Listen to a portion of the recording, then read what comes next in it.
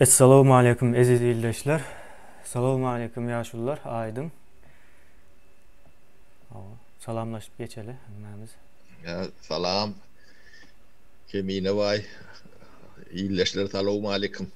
Halmurad ağa salamu aleyküm. Kovmuşsunuz. Aydın Bey. Nasılsın? Kovmuşsun. İyiyim, teşekkür ederim. Siz nasılsınız? İyiyim. Teşekkür ederim.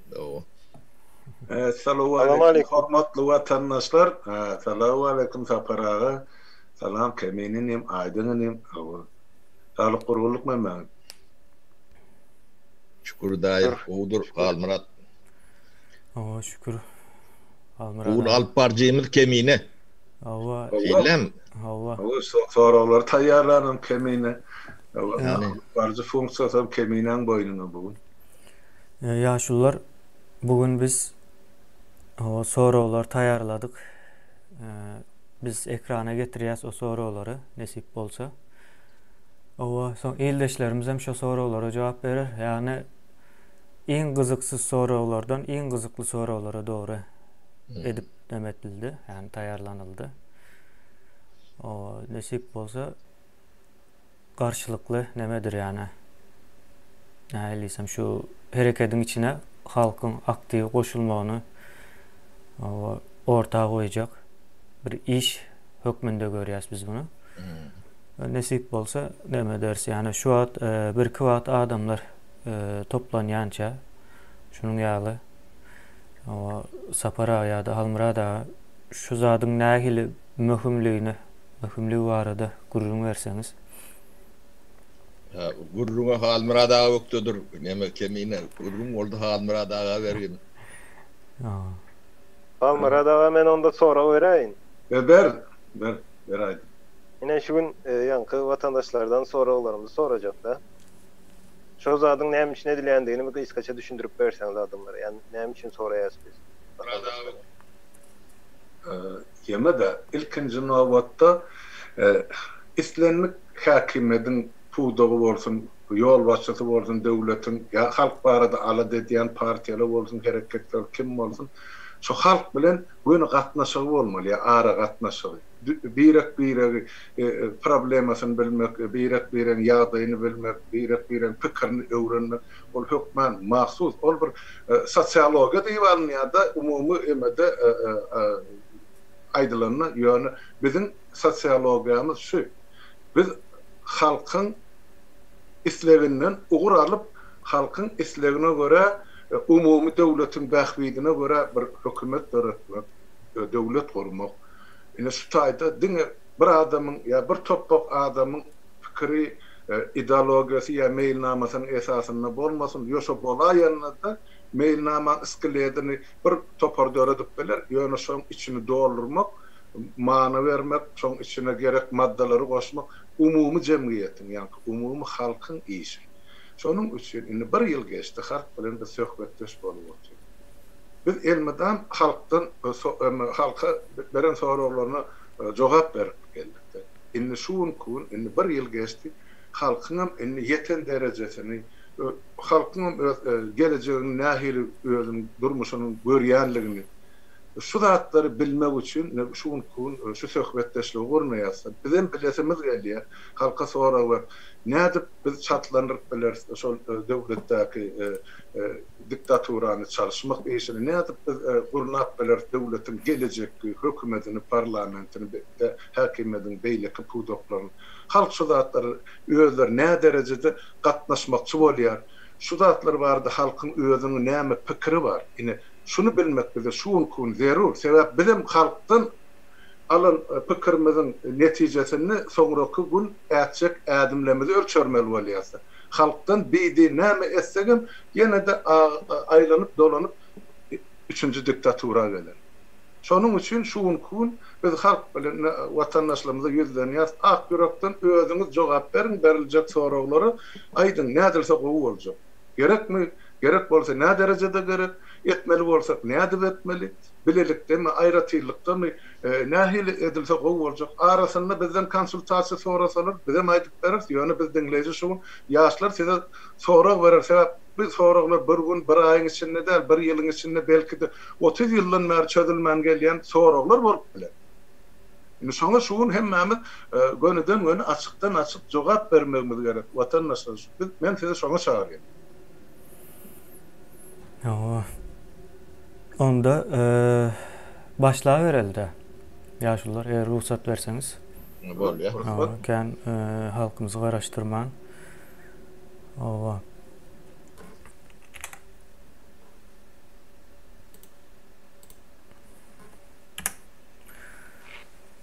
Ne aziz ýoldaşlar, aýdyşymyz ýaly iň gyzykly soralardan iň gyzykla dogry giden tertipde taýarlanyldy. Edebi diliň ýoklugy ýa-da gowşaklygy nämelere sebäp bolýar? Bolar ýa-da. Ýene şunun ýaly soru bar, aziz ýoldaşlar. Ýok, ben suratda siz otaýa ýazyp geçiň.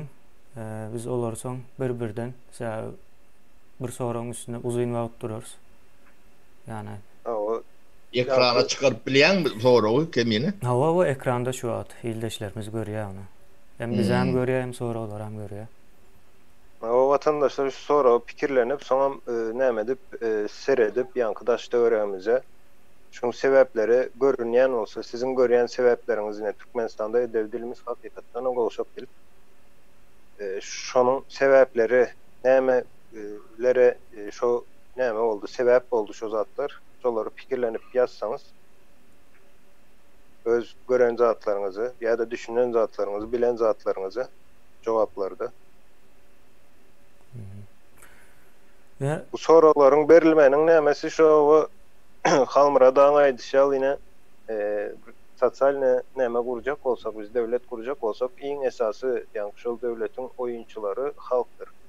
Ýani şol demokratiýanyň bir nämesidir, şo prinsipler, şo halkyň düşünjesi bilen hereket etmek. Şonuň üçin soralary berýär vatandaşlar. Ýene edebi diliň ýoklugy ýa-da gowşaklygy nämelere sebäp bolar diýilen soradyk. Perhat Iklimow ýoldaşymyz ýazypdyr. Millet parazlyga sebäp bolýar diýipdir. Sapara. Doğru. Menin pikirimçe doğru. Biz hem aramızda gürleşipdik. Yani şu en esası faktörlerden biri mi kendiyen Sapara? Evet. Şimdi şu an mekanizm nähili işleýär? Yani dil gowşak bolsa näme millet parazlyk dörýär?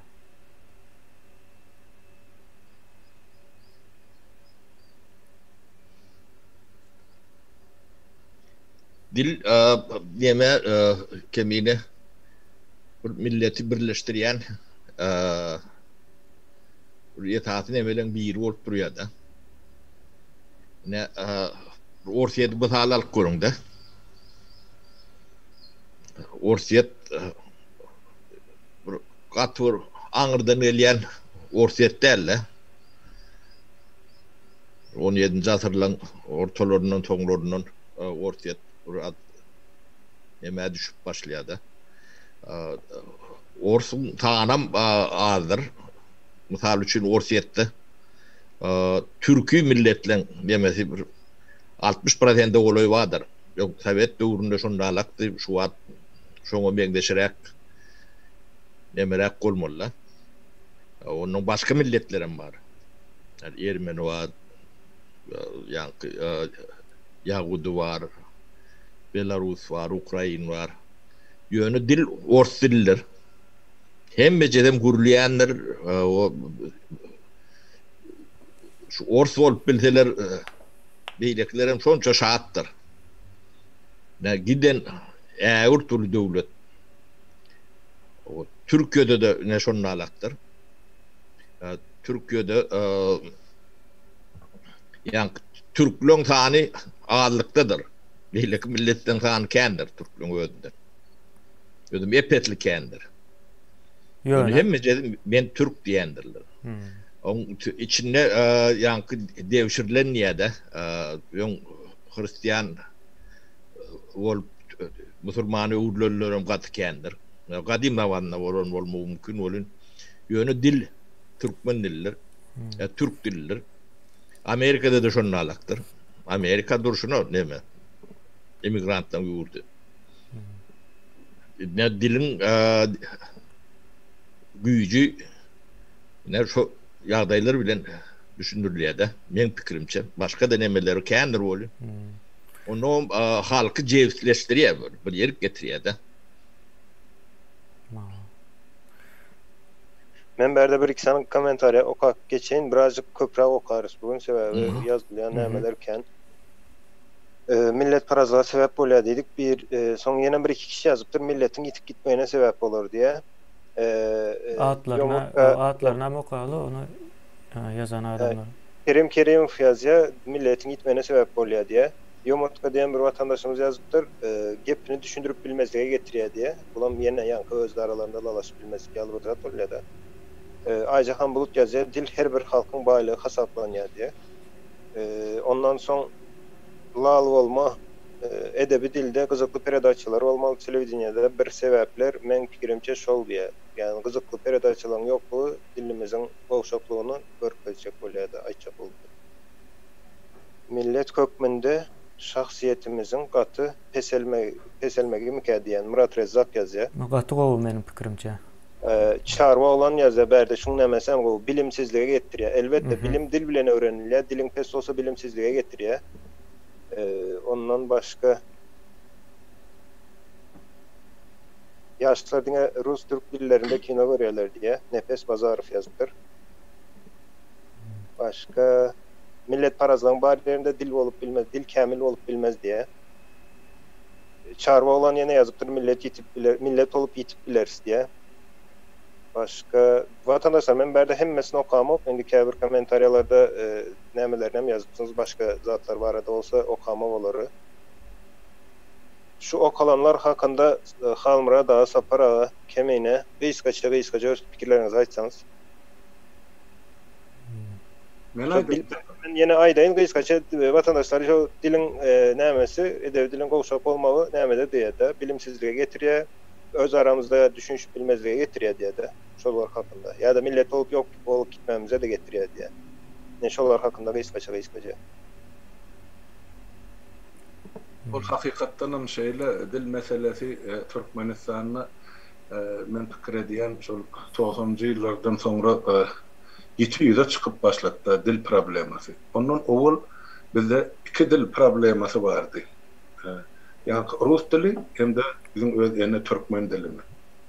Mesela Rus dilini bilýän adama yani kariyerini Rus dilinde wezip almak ya bir ganimet iş almak yol başı wezipede işlemek mümkinçiligi Rus dili bilmeýän bilen gatyly tapawudy bar. Şonuň üçin halkyň Rus dilini bilmäge ymtylarynyň bir tarapy şol her kişi öz çağasyny okutjak ya öz bilimini artdyrjak ganimet aýlykly işde ya ýolbaşy wezipede ömer işlemek üçin. Ondan soň ýokary okuw jaýlaryna berilýän ilim köplenç Rus diline bar. Türkmen dilini orak saklamak ya şu güne yetirmek yine mesela bizim nesilimiz var Saparagy kimi. Biz şunu nereden bilýär Türkmen dilini? Ya edebi gadymy Türkmen dilini. Sebäpleri ene atalarymızdan yeten miras şol. Şolaryň okan ilmi ya şolaryň okan kitaplary bize geçdi. Ya şolaryň eden gurrunlary bizim aňymyzda galy. Ine şondan biz ýadymyzda saklap otyk öz ata-baba Türkmen dilini. Emma bizden öňen nesiller, ondan soňra ýetişen 2-3 nesiller Türkmen dilini düýpli öwrenmäge mümkinçilik bolmady. Onuň sebäbini özüňiz bilýäňiz.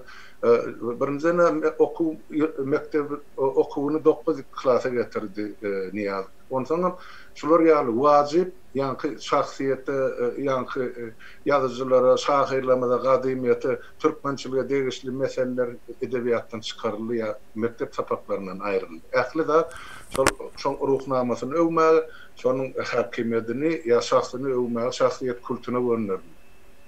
Gurbanyl barada gurrunam ýok. Ine şonuň üçin bizim şol dilimiz ýetip gidip barýar. Onu şol sebäplen ýurdun daşyna köp Türkmenistanly raýatlar gazanç üçin çykmaly boldy. Olar hem şol çykan ýurdunyň dilini geplemäge mejbur sebäp olar işlemeli. Şol ýurdun adamlary bilen şol ýurdun adamlaryň dilini geplemeli. Ine şonuň üçin hem Türkmen dili ortadan gün geçtikçe ýyl geçtikçe çykyp gidip barýar. Ine problema şo taýda.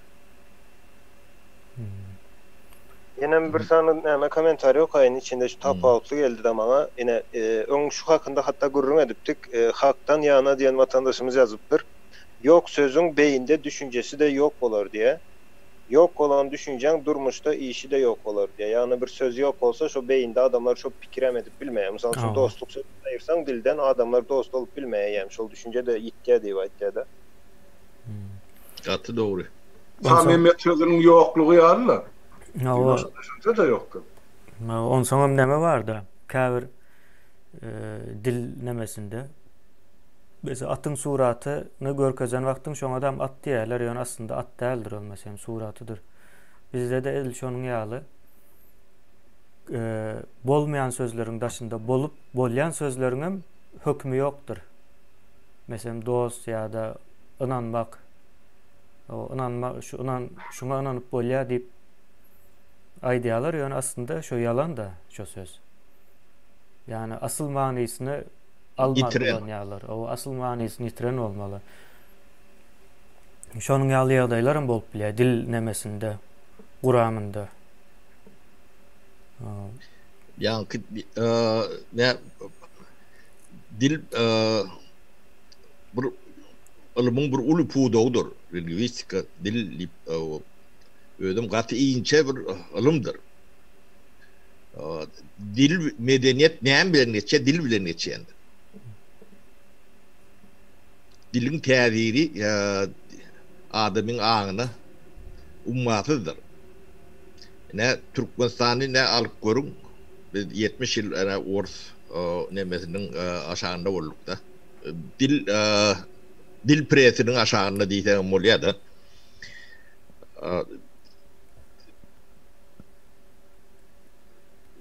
Orslaşandır. Köp maşgalaryň nemeleri şu wagt ne türkü nemeni kulaklarına Türkçe gürleşen iyileşlenmeden sözlemleri kulaklarına bütünlük yakımsız kesici eşdilýär da. Ýöne näme üçin ene dilinde gürlen ok diýip ýarsyny orsça ýarsyny türkmençe ýazyp şoňa şikayet bildirýändir. Ýöne yani ors bilen garşdyranyna hiç zatda. Onu gören oğum. Şo derece dil bizi yani ortayadyň nemesi ors dili eýlepdir da nemeni. Elbette ul dil ilmi potansiyal nemesi kän ägirt ýöne senem halka sen näme üçin bilimiň ilmiň ägirt däl kän däl ul däl ne regionlara teredip görün çärjewde misal üçin Farapda ne konkret alyp göreýin o Farap dialekti bar ýöne 30-40% ors sözler geçýärdir içinde diyalekt däl ýarda böz ýok demeleridir. Onuň ikisi garşy, onuň bärde ne et ne balyk diýip bir deme çykýardy. Inni şo maşgalaň çağalary medeni neme mirasa ýani ýazgyly neme ýetmeli. Halkyň içinde dörejilik demelerini ya ýazmaly ya okumaly. Şolar nädip şolary ýetip bilýärdi. Dili başga. Yani olan urlayan dilinde o dil diýip aýdyp bolýan bolsa ne edebiyat badır ne başga zat badır. Şo taýdan bir adaryon bir talant çykaýanda da haýsy dille ýazmaly şol çağa. Yani eser bolýarmy ýa-da bilmişinimi beýleksimi. Ne şeydip öýdleri bir ağrın şeyine salýarlar da. Çäklendirýärler. Heme ilmi baýlyk bar bolanda da şoňa ýigip bilen ok sebäbi ýani dil bir ýani transport serişleti alak da şo taýyrtýarda. O dilem ýok bolsa baran ok da. Ana başka yerlerden nemet veriyor bir nemeni misal getirdim de. Onun şu tayda yani öz boluşlu bir avtonom bir medeniyet emeli eliyedi. O da peydal neme değildir. Biz bir zatın nemesini kän araştırdık, tap bilmedik de. Yani ben şeytanci yıllan gururun ne diyenle. Yani Farap Xulopda odun tallarda. Täze Davut. O yönü 7-8 yıllap 20% 30% moşsuzda işlediler de. Onun biz okuw tork gelemizden deme daha şoğuzdan aşıvada geldik de. Sonra ben bir neme bilen şotayı verdiler. Analiz edin näme üçin neme diye deyip. Onun ben 3 ay şotayda oturup analiz ettik de. Şu da avdu 80-90% moşsuzda çıkarmalılar. Onun ben yeterli değil. Onun injiner teknik nemelerden 4-5 tane bir grupa dördüp demettik. 3 ayın içinde 85% yetirdik. Onun işgərlərim tayinladık. Kriz management değil ya da. O 8-9 ay, 1 yıl, 1,5 yıl normal işledi. Bir sezondan sonra yine de önküsüyalar. Ödüm şöyle adamlar. Yengdir. Sapara şu tayda tercihun nemesi var. O da işlep durandır. 40-50 yıllık Davut, köyünde Davut. Ne? Şu mesela dille medeniyet getiriyor da. Şu medeniyet yemelik var da. Anam yok adamlarda bire inanç bilen yok burada. Endi şu atki Türkmenistan'ın Bolşeviklaktır Farap. Şu döwürde. Ne şu atki ýagdaý var ya Türkmenistan'ın. Ne şu Türkmenistan Farap ýalak bolupdyr da. Men düşünjümçe. Şu adamdan gatnaşyk demediler. Şu zavod ýalak ha. Zavod. Yo men ýöne bir nemeni gitçike epizodyna edip berýänler. On bu demedi kändir. O adamların bire inanç bilen ok. Ne biz büyükmaçılığı nemede varamızda birin oyununu çöreği bir bilen doktuk da. Tevavi yıldan beyleki biri şikayet ediyetti. Şöyle realak bir gen bir ýagdaý vardır. Bizim käbir regionlarımız nemesli. Düýbüne dil ýetýär şu. Ol hemme kişi ýene dili bağa bolsa onu bilmeli, demetmeli. Ýöne bir medeni dil bolmaly. Umumi şonu hemme kişi bilmeli. Ol diňe bu ahalın nemesi dili zat dip deme diýerler ol ýok. Döwlet dili ahalın kim bolup bilmeýär beýlekin kim ol hemme ortalykdyr. Edebi dil yok bizde Sapara şu at yani. Yok diýerler. Yok diýenler. Sen edebi dil wagtyň geçmegi bilen ösmeli onsamam Türkmen dil kuraması diýilen bir zat barmy ben eşitemok. Formally ýok bady ol gaty formally ýagdaýly gaty bu şok hiç ümitverleyen neme değil.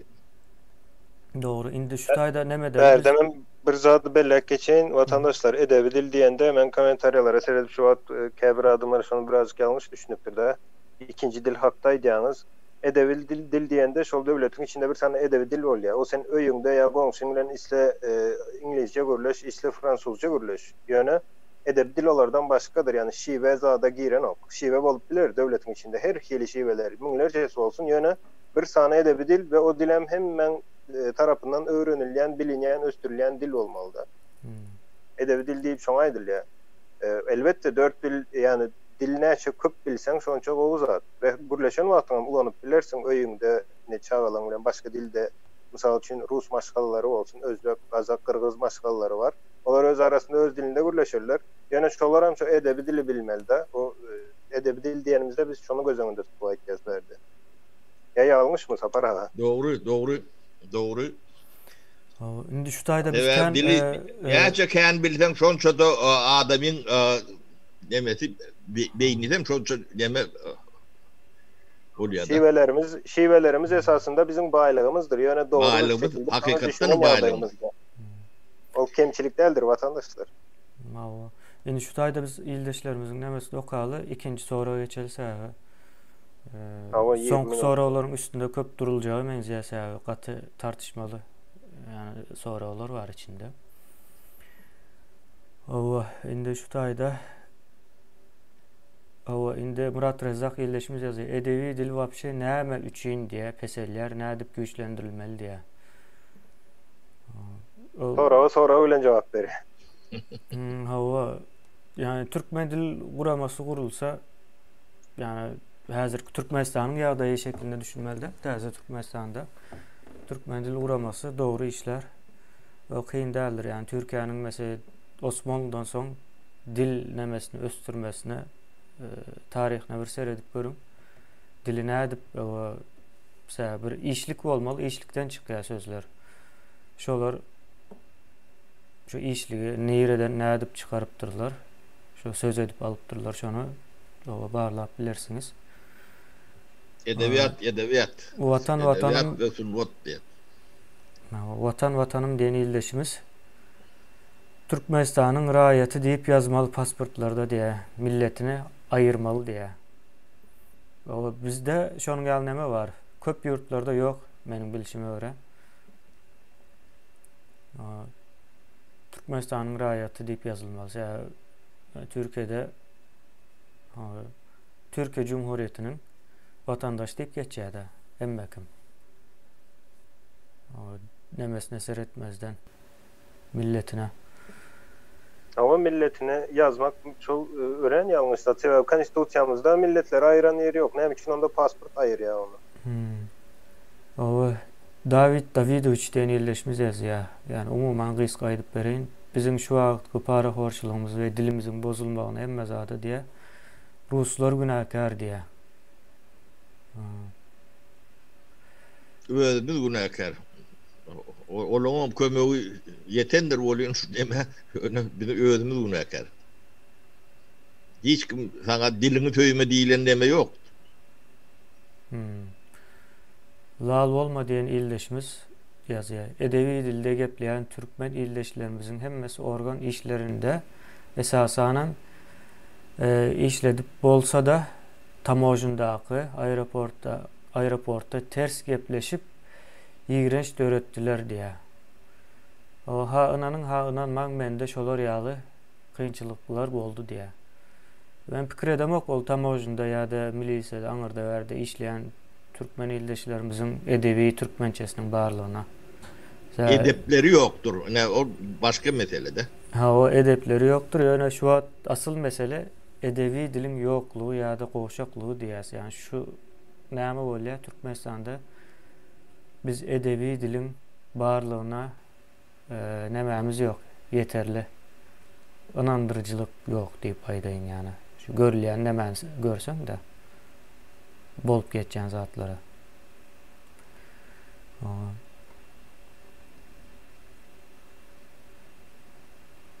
Şimdi kanun hukuk bilinmeýäni üçin diye. Şonuň üçin gowçak ýa-da ýok bolup bilýär diye.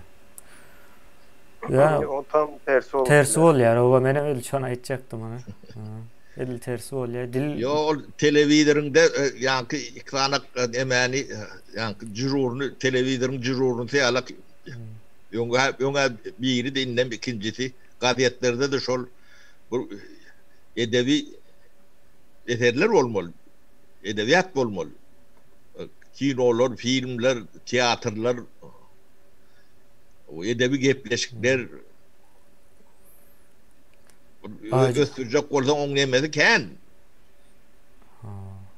20 ýylla, 30 ýylla bir ýeke eser ýazylan ok. Ýerden östün. Näme muny jemleýildimi? Sebäbi yarım saat oldu da. Şu taýda tez 5-6 saat okap geçeýin. Aýjahan Bulut ildeşimiz ýazýar. Dil esasy ysnışykly gatnaşyklary ýol açýar diýipdir.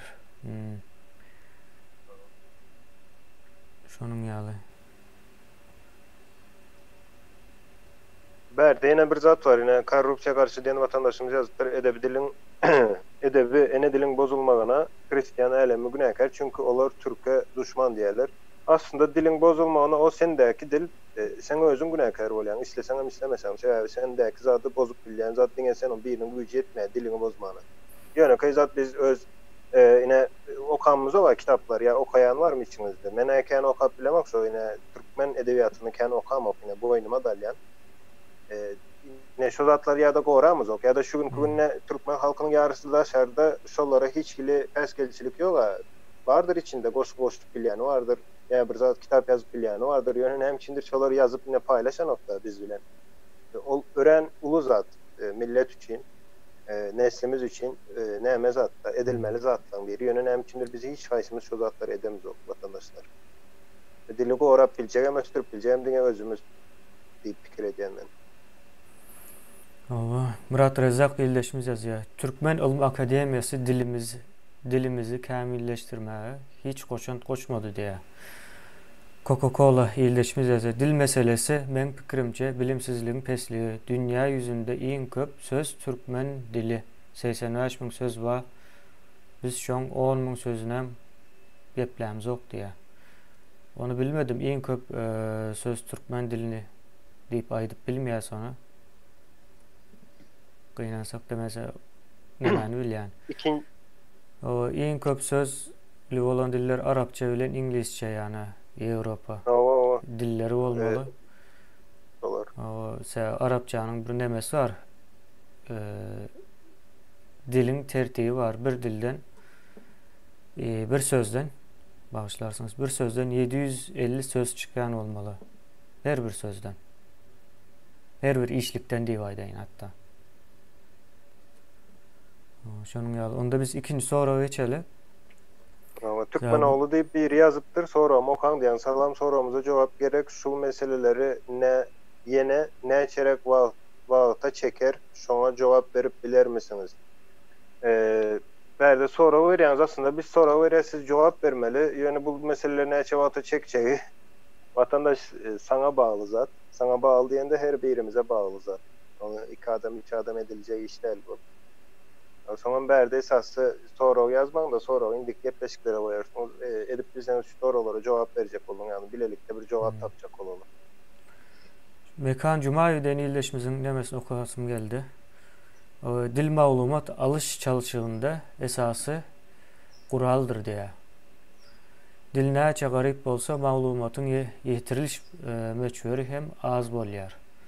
Maglumat hem ösüş esasyny düzýän serişde diýär. Men pikirimçe gatgowy. Ya şu nemeni dilin, yani berip biljek peýdasyny görüp bilsen, yani dilden soňky geljek netijeni görüp bilsen, şu dil östürýän de özüň hem östürjek bolýan, yani şoň üstüne köp işlenilýär. Onda ikinci soraga geçeceğiz.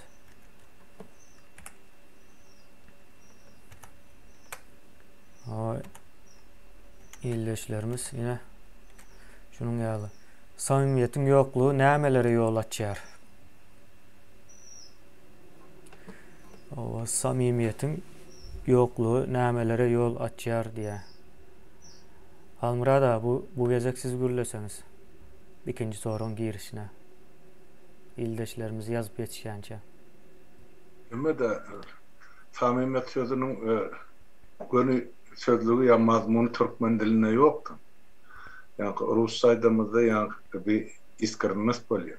Yani şondan uğralı aýdaýmasam, o samimiýet sözünün men üçin täzelik boldy, onu bilmek uğralyk sebep bolar. Bizim sözlüğümizde bolmansam. Yani şol samimiýetiň ýoklugy bizim jemgyýetimizde göze dürtülüp duran problemidir. Şu samimiýet bolmansa adamlar bir-birine ynanşyp bilenler, adamlar bilelikde bir umumy iş edip bilenler, adamlar bilelikde hereket edip bilenler, adamlar geleceğe bil bağlap bilenler şol samimiýet bolmansa. Ondan o samimiýetiň ýoklugyna da şubha döreýär. Ama 200'lük siyaset döreýär, iki türlü özüni alıp barış döreýär adamlarda. Ya iki dilli siyaset alınıp barylýar. Yani ayda ortalama bir söz var. Dubai no standart diye. 2 yıllı standart. Bir de 4 yıllı standartım mı? Bir gün niyaz 5-6 yazık adamın şu bir meselede Allah bilirdi. Onun için olan bir talant bulmağa şemelle samimiyetin yok yerine. Yine şey deyip sol samimiyetin ornunu bizde şu yankı negatif düşünceler, negatif fikirler ya hareketler doğururdu. İnni biz şu mahalini 30 yıl geçti var, seredi otursak. Birek ne edip ınınışmalı diyen sonra bizim halkımızın ömrüne dur. İlkinci nöbet. Diktatora adırmak barada gurrum yok. Onu dün şu para haydi şöyle 90-njy ýyllaryň ortasyndan bäri bir günüň ya 3-4 sagatyň işi bolan wagtdan boldy on etme. Ýöne soňundan näme gurmakçy? Haýsy döwlet kimler bilen? Ýene de şol ştaýda samimiýet bolmansa, ýene de 3-nji diktatura dörejek. Häzir hem şol Gurban boldan soň. Şonuň üçin adamlardan haýyş bir nädip şu öz aramyda samimiýeti salmaly. Nädip biz birek ynanşmaly, bilelikde hereket etmeli.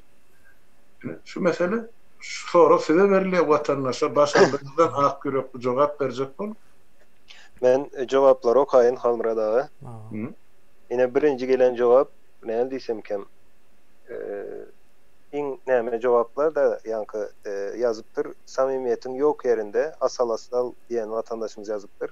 Samimiýetiň ýok ýerinde ınaman bolmaz diýe. Bu aslında bir hakikattir. Inam yoktur Türkmenistan'da. Samimiyet sözü yok. Samimiyet sözü yok olan için yine birinci sorulara vatandaşlara cevap verdiniz ya, söz olmasa düşünce olmaya. Yine söz yok, şol düşünce de yok bizde. Şoň için inamam yok. Şu ne mänem okaly Murat Rezzak ýasamalyga ýol açýar. Ferhat Yklymow ynamsyzlyga ýol açýar. Çarwa olan yalançylyga diýer. Yalançylyga ýol açýar diýer. Lal bolma diye samimiyet sözünü düşündürüp berin diye. İskrennes Rusçası. Onu başka näle düşündürüp berin? Türkmende ya köp söz bilen bunu düşündürýärler. Gaty gowy düşündürýärler. Türkmeniň medeniyetiniň tütünüdür samimiyet. Ne gadimlarda neme diýendiler? Yani Garaöýlerde ýaşap ýören neme çopon o tüssü diye tüydüğümüzden dik çıkandır diye. Yani şoň manysy yalan yok diýdik de. Doğru. Yusuf Şimşek ýerleşmesi. Ben yani bizim durmuşumuzdan bir primer getireyin de. Yani korrupsiya karşı yani Niyazow görüşýärdi. Bu da korrupsiýa karşı görüşýär. Onun Niyazow bilen Berdimuhammedow täl korrupsiýa garşy görüşýär. Giden opozisionerler hem korrupsiýa garşy görüşýärler. Jurnalistler hem korrupsiýa garşy görüşýärler. Ýöne şahsiýetler hem korrupsiýa garşy görüşýärler. Ýöne şolaň hiç birem samimi däl. Men bilişimçe täbäbi şolar görüşdükçe korrupsiýa köpelýär-de. Yani gengdir. Yani diktatör neden nemesi bilen o karşı tarafım edil şu mesele bilen meşgul. Yani netice ne mesela benim görünüp durundur. Türkmenistan'ın korrupsiyası dünyada yoktur. Şular yani korrupsiya. Yani görüşün neticesi. Yani samimi değil. Yani yalan görüşün neticesi. Doğru. Sapara. Yusuf Şimşek ýerleşmesi ýazy egoistlige ýol açýar diýe. Bırak gatyrak kemini. Hazır. Näme tutsun. Yusuf Şimşek ýerleşmesi ýazýa egoistlige ýol açýar diýe. O Ajahan Bulut ýerleşmesi ýazýa samimiýet ýok ýerde hiçbir iş bitmez, hiçbir iş edip bolmaz diýe. Ownamaga ýol açýar diýipdir çarwa olan ýerleşmesi. Ondan soň lal bolma ýerleşmesi düşündüm diýe samimiýeti düşündirenimize. Oraz Murat Berdimuradow ýazýar. Adamlar bir-birine ısnışmagy diýer. Yani o samimiyet nemesi sözün manyları şol da ýöne samimiyetin ýoklugy nämeleri ýol açýar diýilen nämeni çözmeldi biz bu taýda. İldeşlerimizle bile. Anladın mı? O Maria Delavite ildeşimiz yazıptır. Samimiyetin yokluğu degradasiyanın önamın ruhu taydan yani şu nemeleri yazıptır.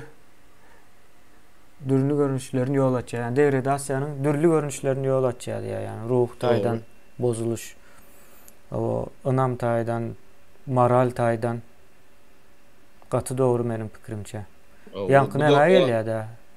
2-3 kuşak demeden ton bu nemesi katı ağır oluyor da neticesi. Rustam Fazıyev birleşmiş yazıyor. Samimiyet olmasa inanç olmaya deyiptir.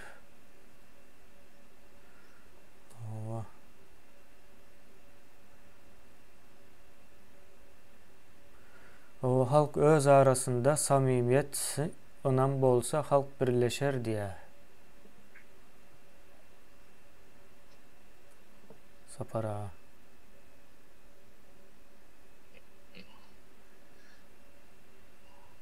Ne hemen öğretecek. Dağatar Türkmen yazıyor. Yalançılık, kezzaplık artya diye. Samimiyetin yok yerinde. O doğru. Ýöne nädip şu zatlaryň bir halk bolup öňüne almaly, watandaşlar şu soraga jogap berip, samimiýet ýok görün, onu nädip dikertmeli, nädip adamlaryň gatnaşygyny bir öňkü ata-baba düzgüne getirip bermeli. Bar da gapylarda gulp ýokdy, adamlarda şular ýaly bir ine şumal düşmançylyk bilen göz garalýan nazar göz ýok da ozur bizim durmuşymyzda. Indi şu zatlar ortada nädip biz aýyrmaly, nädip biz halkymyzy öňkü päk güzerine dolandyryp getirmeli. Şuň ýollaryny aýdyp berdiň, öz görüşiňiz boýunça. Ýoklugyny biz bilýär, sizem bilýär. Nädip şu zatlar täzeden biz döretmeli. Nädip onymy döretmeli adamlaryň arasynda. Gatnaşyklary döretmeli. Şu zatlar barada öz pikirini aýtsaňyz. Ýoklugyny hemmemiz bilýär, sizem bilýär, bizem bilýär. Ýöne şunu nädip biz dikertmeli gaýtadan.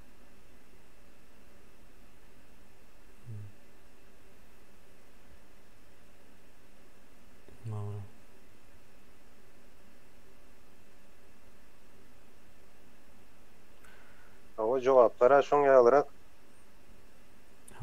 Bu cevapları soňam görüp bolýarmy kemine? Görüp bolýar owa. Bu tarafda nemede. Hemmesini mene okap ýetişemi. Yok, var şu gönne firde diýerler gönne firde galiýady soňra kemine sen onu Türkmen sesini halkyň sesine goýýan bol ondan şol berilen sorular ýok şu taýda. Kaptandan çykýar. Şeýlemi? Onu men bilýänlerine kompýuteryň ýa. Çykýar. Owa şu taýda Mekan Jumabayew birleşimiz yazıpdyr da samimiyetin ýoklugy ýalanyň adaty bolmaly zada örülmegine getirýär diýe. Getirdi. Getirýärler. Getirjegini getirdi ol. Getirdi hawa. Ýalanyň adat boldy ýani. Ýa. Bizim milli häsiýeti bilen uruldy. Owa hatda hakykatdan hem kömek etjek bolsam ettirmeýär ýani sen unanan. O şol nemede. Ýani iň soňky derejesine gelipdir. Şoňa hökmen suratda kömek gerek. Kömek berjek bolsam hem kabul etmeýär sebäbi unanan ok. Onu ýere-de bir geň wagt, ýalan söýdülýär. Seni unanan ok. Oňa gary gelen näme unanan ok diýdi. Ha.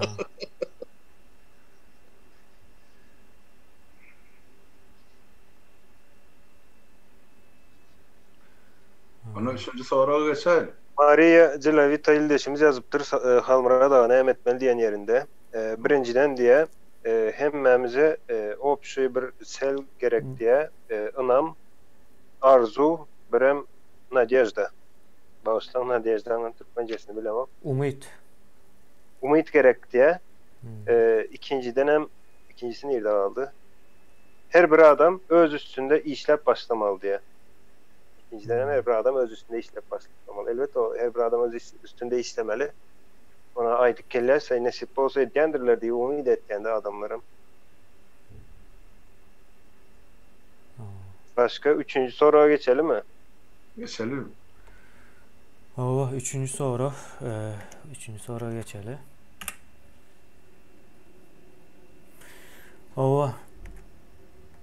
Yurdun içine doğru oyandırmak nähili bolmaly diýip ýazypdyrys.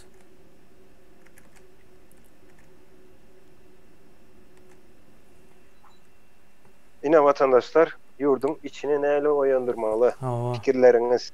Yani bir zada haýyş etjek şu cevapları yazan wagty ýanky realist bolsun da cevaplarınız yani hakykata yakın cevap yazın. Hakykatçıl bolsun. Hakikat näme olsun. Şu ataky durmuşy göz öňünde tutup yazın. Ine ýollaryň ýapyklygy, Türkmenistanyň ýagdaýy adamlaryň düşünjesi, berdeki elimizdäki mümkinçilikler, internetin çözatlaryň hemmesini göz öňünde tutup ine şu wagt ine problema bar öňümizde. Ine hemişe aýdýanyňyz hereket haçan. Bolýa hereket etjek ýöne bir zat üçin etgensiň. Şu hereketiň bir planyň bolmalydyr. Ine şu wagt ine oyandyrmak näli bolmaly diýip ine soraw bar da, näli oyandyryp bolýar halky. Ine şoňa hakynda pikirlerinizi ýazsaňyz, jogaplaryny ýani. Yurdun için doğru oyandırmak nähili bolmaly?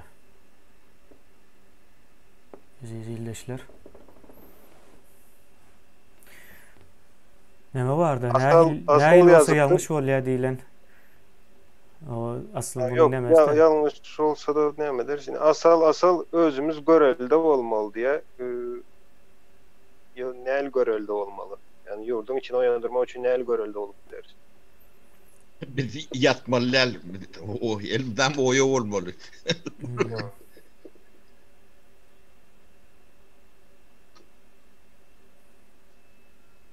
Portret yakmalı adamlar yüreklener yağlı diğer Coca-Cola ildeşimiz yazıptır.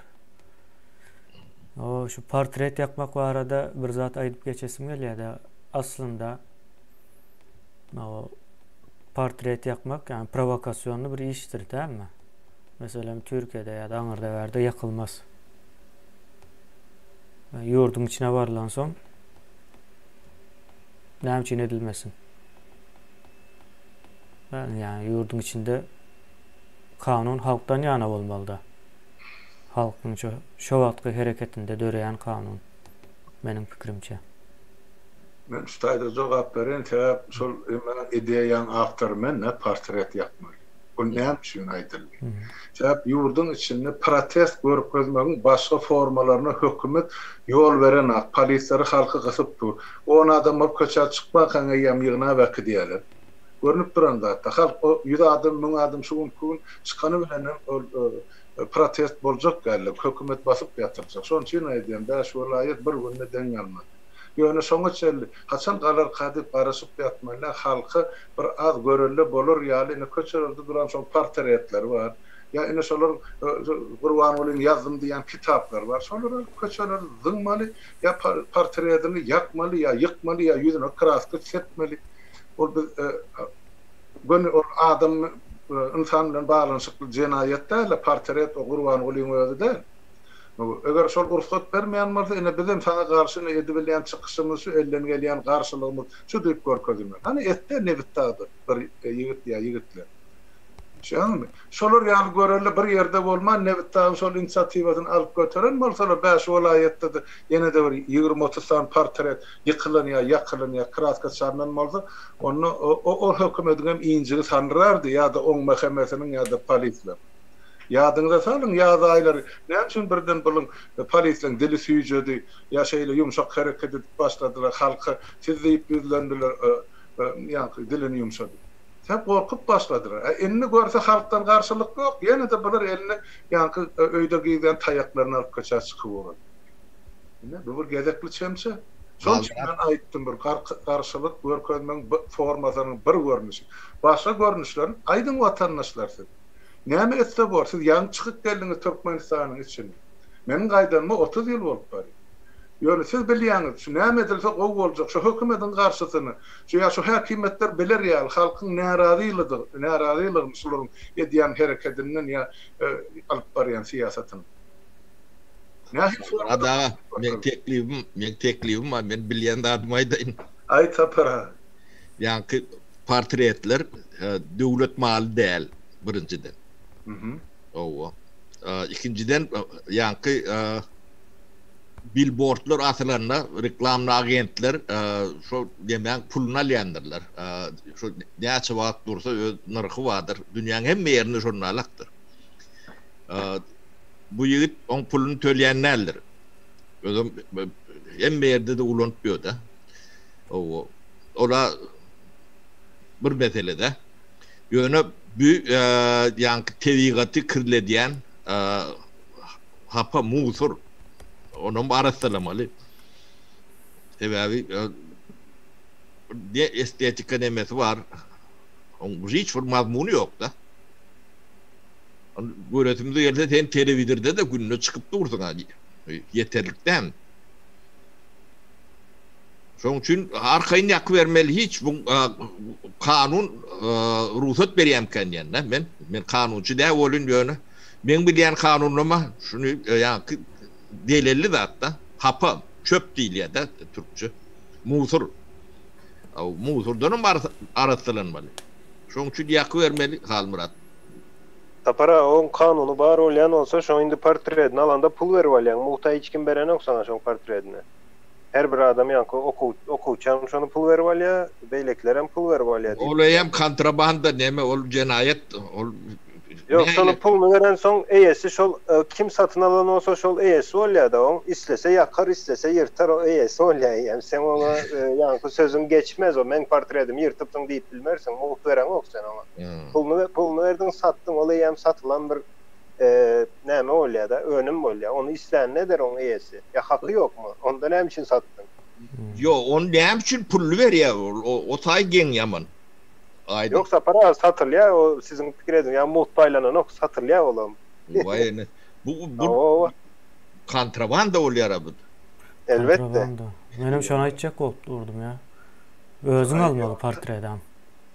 Özüň satyn alýan. Zastavit edýärler şonu. Özetini özüň ýedirýärler. Mahinatsa bolýar. Pul mesela geleni ilat son çıkaran kitaplarının, portretlerinin, gazetlerinin, jurnallarının öz puluna satın alýar.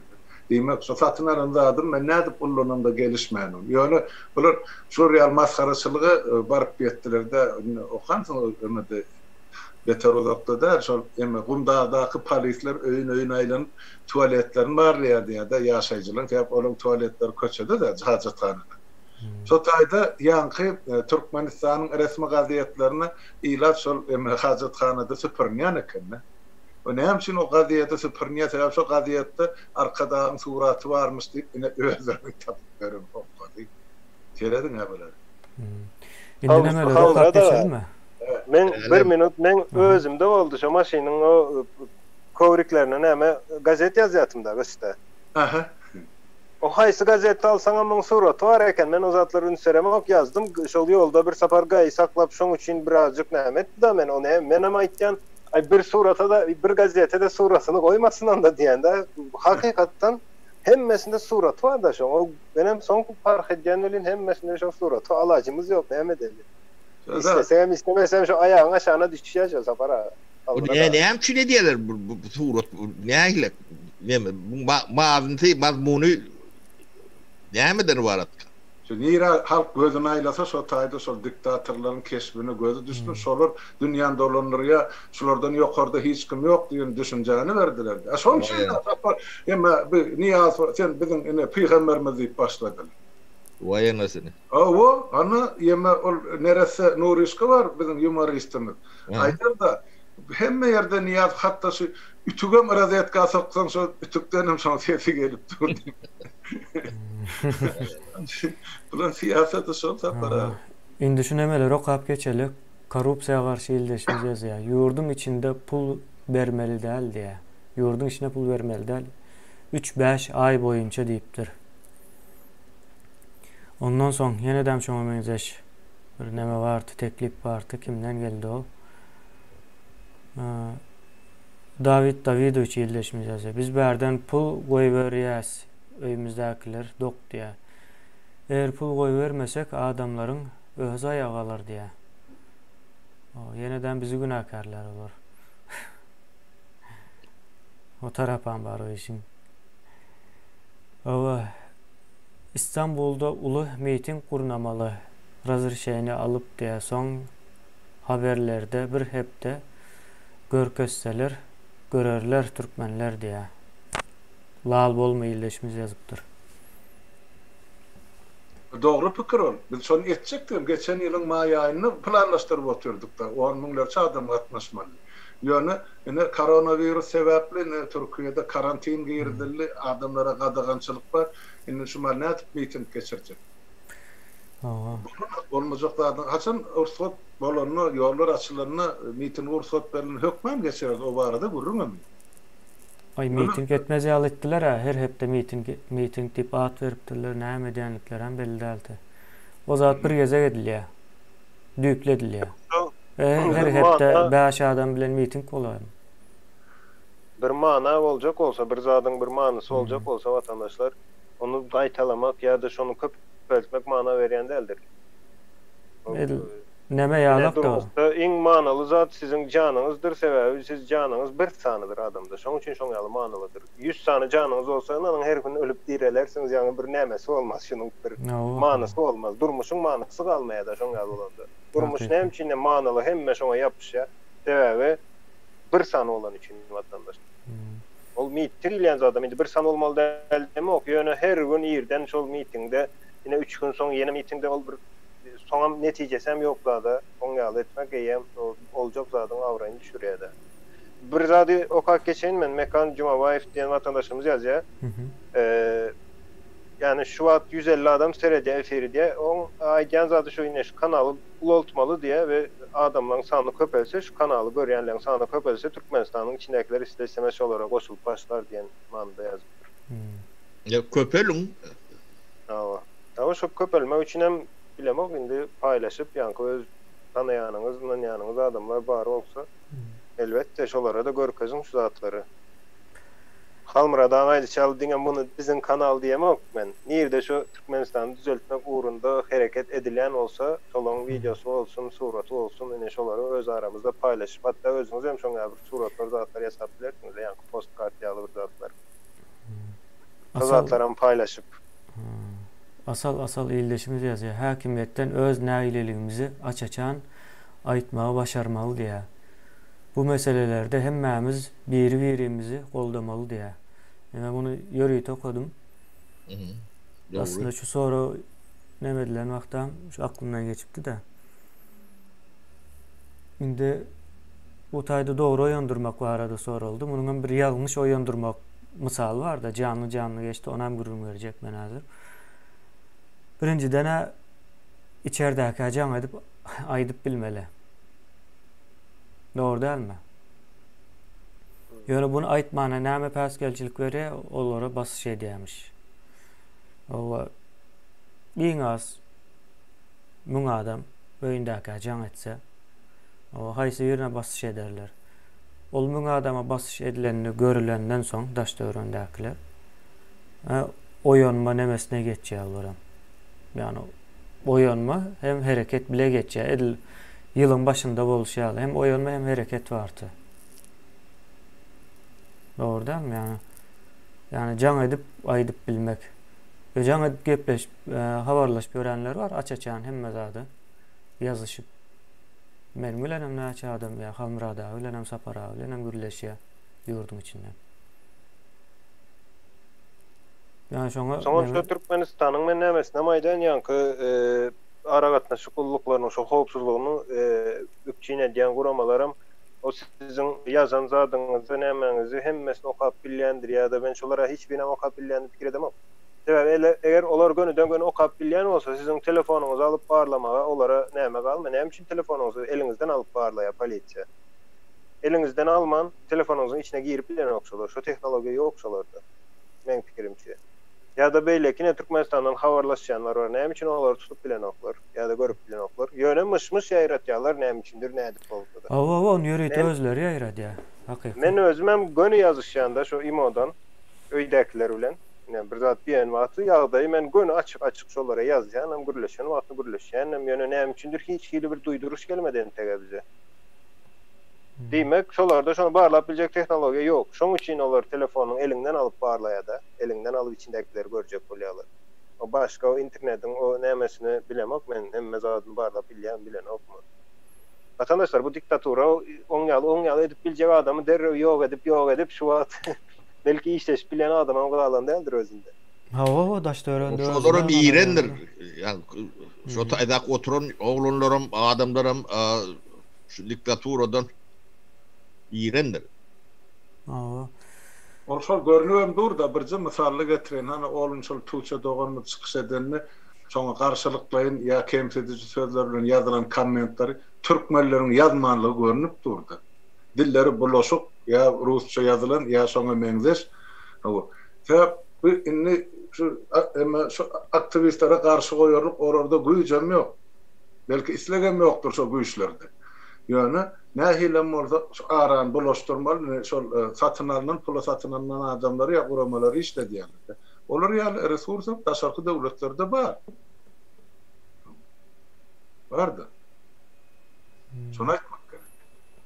Yani Gelip teň ol men bilen WhatsApp'ta gürleşeni kim bilýär? Hiç kim bilen Hudaýa şükür hani hemme kişi bilen şumal gatnaşykda saklap ber. Bu ýerde bir zat şu hemen abi bilen ýany aýdýarlar, şuň maňa geldi, dogry ýalan men saňa uratdym kemin.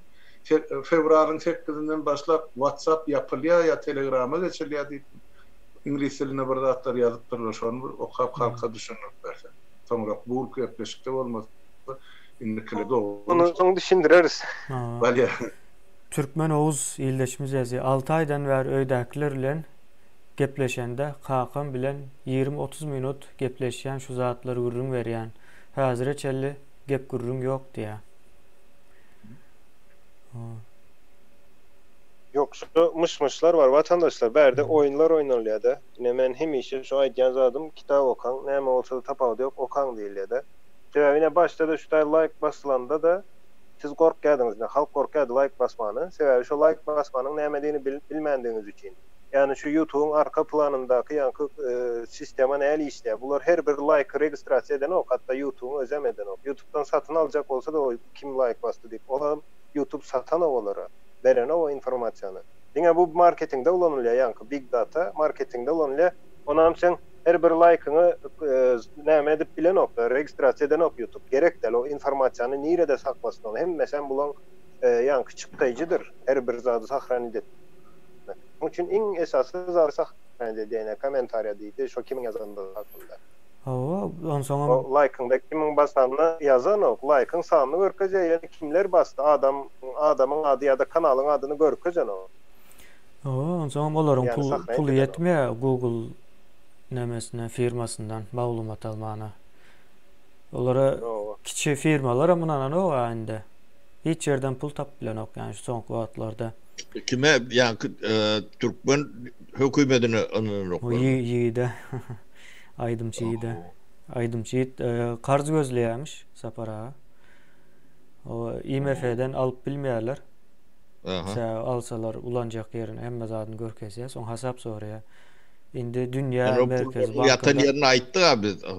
Şu taýdan ýygyny çağıryp bilýär. Pullar. Bular Dünýä Merkez Bankyndan umyd edýärmişler. Ya ýene de döwlet pul alyp halkyň boýuna atjak. Halkyň boýuna atjak. Ay o pulan paýlaşarlar halka gelýänçe. Gelecekki nesilleri berge borca batıracak bolup edilýän işte bu. O zaman olan Xitaydan näse kredit aly, orsiýetden ýa ýene döwletden ýa bütün dünya bankından eni bellisi yok. O sifirler açık değil efendim. Yani parayı yani doğru verlep geçti. O zaman edilen oğurluklar milyardlarına ait derler. Faktlar bile. Yani eylak demetmesinler deyip üstünü konserver dedik koyduk.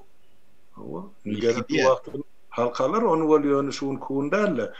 Yani şu samimiyetin gerekleri olup durdu. Hani şu organ işleri, esasen şu devlet hukukçuluğu, yani mehman işleri. Şu devlet korumala, devlet tanıt çapı atıyor hükümet. Näme siz şolun elinden tutandak ya elini çapandak. Sizin öz etmeli borcunuz şol, keşe telpek Türkmeni kovalap bermeliler ondan para almak için. Şunun sizin öz borcunuz var mı mesela? Ertuğrul Gazi ildeşimiz yazıyor. Hatta şul bolup geçen protestlerem görkezdim. Hiç yerli havar gelmedi. Hiç yeriyem çağrılmadı diye. Öyündakiler. İldeşimizden başından geçiren nemediptir. Hakikatten hem neme yok da ya. Yani aydın şey almışmış şehre diyorlar. Şolam doğru mu kendiye? Onun yörüte diyorlar. Yörüte demedik görülür. O Cengiz Han'ın nemesi nerede? Korkuzmak buralı var şu tayda halkı. Şu korkuzmak bilen mesullarına başı olan edebilyen işi yok. Vatandaşlar bir zatı gözümünü getirip görün. Şu YouTube deyilen kanal her gününe milyardlarca dolar kazanıyor. Şu öz paylayan informasyası şu. Inni gelip şu yerde bir yerde Türkmenistan'a şu sizin bizim ediyen gürünlemedi informasyon hükmünde şoları satsa ya berse ol günlük kazanyan olur milyard pulundan deyince dünyada ol yapılacak onsan ol kanal. Bir doğru düşünün, bolmazak zatı olur bolyayatıp görkezecek böyle. Hem giryen varsa girsinler, bağırlasınlar. Yonu bir zat edip bilir. Şol arada, şol belli karison karşısına eden ya provokasyasını. Ol gir şol kanalı, yine bir şol tadı sen bilen gepleşik geçirecekti. Sıfır uğru diye sen girdin, onu da şol sen aklı yemanda telefonunda duran adamla adı sani ya bilemek telefonu olan eline düşüyen var. Başka yaldaydı. O da şol yankı näme adyna şo ýigidin bir şagal vardır. Şehif mi? O banadan bir 3-4 kez aýy berdi. Sana diýe kod gelýär. Wagty odan kod diýe. O şonu bize uğratmaly diýe men bor uğrat diýdim. Soň uğratdy. Aýtdym. Mugaty beremok diýdim buna. Kod mende galsyn diýdim. Ýygy näme diýär? Yok, indi bir olongam oynayan oyunu şu arası oyunlarla hap adamlar hap oyun oynaýardy da bir ara. Ay ýüzüne dereden de näme bir tüdlük mene. Benim bir molimim bilen gürleşýän şu hakda diýe Aýjahan Bulut. Hiç zat bolanok diýe. Ol näme var? Nähilip studentlerin öýüne duş gelle saýlaýarlar. Şoňa barýar, soň yalandan gorkuzyp görýär. Seniň ogluň şunun ýazada goşulupdyr diýe. Yalandan ýöne hiç bilen ok. Şoň ýaly deňep o pal wakyp şonuň ýaly edip o gorkuşdurup ýörse bizim bir goňçynyň öýüne barsa soň bütün rayon bilýär-de. Soň hemmesi gorkuşup titreşip ýörendirler. Şol metod ulanýarlar ýani. Gorku. Olar şo näme de Saparaň geçen aýdan nemesi o. Olar gorkuzmalmış, bular hem gork bolmuş. Ýa-o. Diktaturanyň göreşi şol. Berýärler. Diktaturanyň dowamatyny näme diýen şoldur. Ýa. Dowamat goşýan. Näme soru barmy kemin? Meret Kerim diye. Menin tefsirim görünýärmi diye. Görünýär illeşimiz. Meret Kerim, men sen yazan zatlaryň azy birazjyk okaýyn, 2 minutuňyzy aljak. Näme sen? Bir sany kommentariýasynda halka maslahat vermezden ozal. İlki özüňiz mertlik görkezmeli diye. Şu taýdaky ýazylan kommentariýalary okaňyzok diye siziň demokratiýa anlaýyşyňyz şumu diye näme diýdi? Halkın ilki size ınamı yoktur diye. Biz halkın bize inanmağını islämiz yok. Zaten özlerine halk birinci nowatda özüne her bir adam özüne inansın. Sonra demokratiya nämeňiz yok diýeňizde. Demokratiya näme? Del diýeňiz. Demokratiýany vatandaş menem getirip bilmeýän başga birem hiç kim getirip bilmeýän şu demokratiýany size. Yani halka, Türkmenistana, bize diýeňde. Demokratiya halk tarapından kurulan ýagdaýynda, halk tarapından döwlet kurulsa, şo sen isletseň hem islemeseň demokratiýa bolýar. Demokratiýany getirer ýaly men öýümde sandykda duran zat o çykaryp elter ýaly. Demokratiýa sözüniň manysyna düşünip, şoň nämedigini bilip ýazsaň, ýeri şu aýda däl-de sen kommentariýaňa demokratiýa sözüni ýazypdyr. Ýalňyş ýerde ýazypdyr şu zady. Onu getirip bolýan zat däl birinciden. Onu äli getireýin men demokratiýany birisi hiç kim getirip bilmeýär vatandaşlar demokratiýa. Ondan soň siz näme üçin İstanbulda halkyň arasında görüş yersiniz ve diňe halky oýandyrjak bolýaňyz. Yine yankı näme de halka oýandyrjak bolýar, sebäbi biz oýandyrmagam däl. Bilýän zadymyzy halka düşündirýäs, düşünse halkyň düşünen adamlary ertir kögün şo täze Türkmenistany gurmak üçin işler, düşünmedik adamam izde galar. Onu biz istesek hem istemesek şoň ýalydyr. O halkdan amine soraýas, olaram bize bir zat öwrensin. Berde biz siz diýen düşünjen nesen ýazýaň da şu wagt ayrımçylyk edip ýazýaň. Siz näme üçin İstanbulda halkyň arasında? Men halkyň içinden bir adam.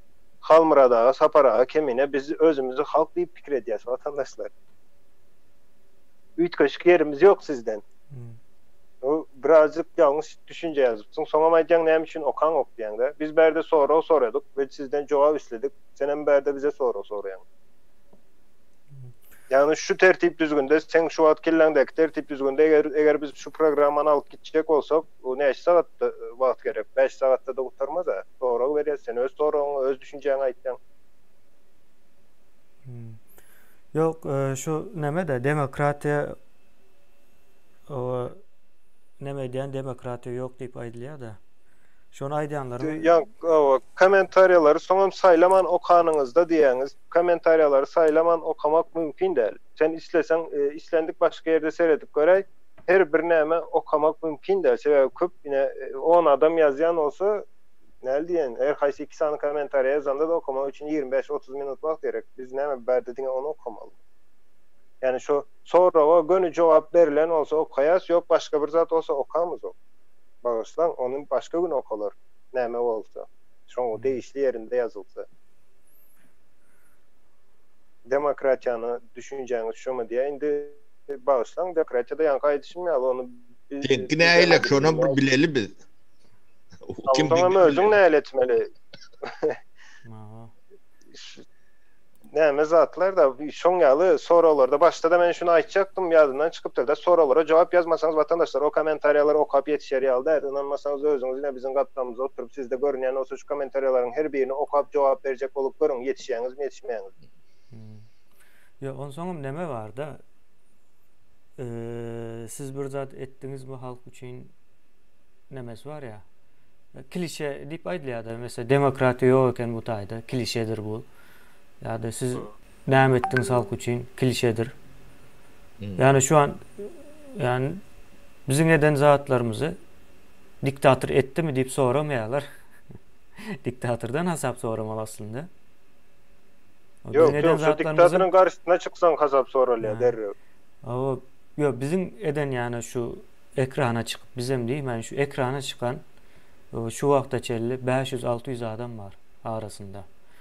Şu adamların eden işinin 1%'ini diktatör eden ok da. Şoňa gidip soramaly. Ya ol diktatora hyzmat edýän bolmaly. Şu zat soraýan näme? Bilip ya da bilmän. Bilmänem edenler gatykän da. Sen gorkýan bahanasy ýalyk bir zat bolýar bular. O bunun nemesi yok. Bir manysy yok, yani şunu soradyň. Näme bolýar? Ine ýurdun içini dogry oýandyrmak nähil bolmaly diýip berilen sorak aslında. Sen o taýda başga zat ýazýan, onam gaýta ýazýan. Degişli bolmayan mowzu. Soňam oka diýär-de şonu näme üçin? Soňam oka diýär o. Haýyş demeden ok. Ne diýen, onu birem sorak bereli, ýa-ni kebine şu atçap börün, aýdym aýdyp börün ýygy, ştaýyk çaýyr göreli, şu taýda da bir aýdym aýtdyraly iň bolmanda. Ha, iň bolmanda aýdym aýtdy. O eýleki atşgiri bar, kim ol? Meredif diýdim, dämemi? Ha. O bir iki sözlem ine halka görkezsün sözlem düzüp türkmençe gurlat bilýän şonuň ikisem. O gatyga bolar ya, aramyza gelse. Bizim iyiyemiz yok, iş adam edemiz yok yine. Sıpayı vurulur şöyle. Vurmalı yok mali. Kemine. Çağırıp bilen mi? Şu taýdan ha dinläp durandyrlar ha. Saparaga çağırýar diýip bolmasa da. O ya Gurban ulu Berdimuhammedow Malik Quliýewich. Sizi bu taýda halkymyz bilen bile görmek isleýär. Aýtma kan 50 ýaşly.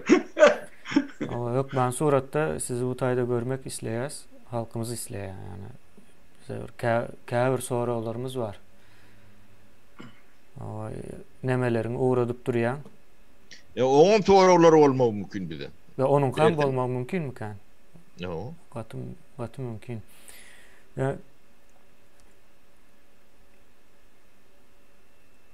Ya demäni aýtyp berjekdim indi şu taýda. İldeşlerimiz edil şu nemäni berip bilenok, yani ýurdun içinde dogry oýandyrmak nähil bolmaly diye. Indi ýurdun içine nähil bolanda ýalňyş oýandyrýan diýip sonra öğretmen özüm jogap berjek. Indi bir misal boldy da 15 bilen 25 arasy diýilen bir betbaatçylyk geçti de sentýabryň. Geçen ýylyň sentýabr aýynda. Ak marka, ak näme diýler ona?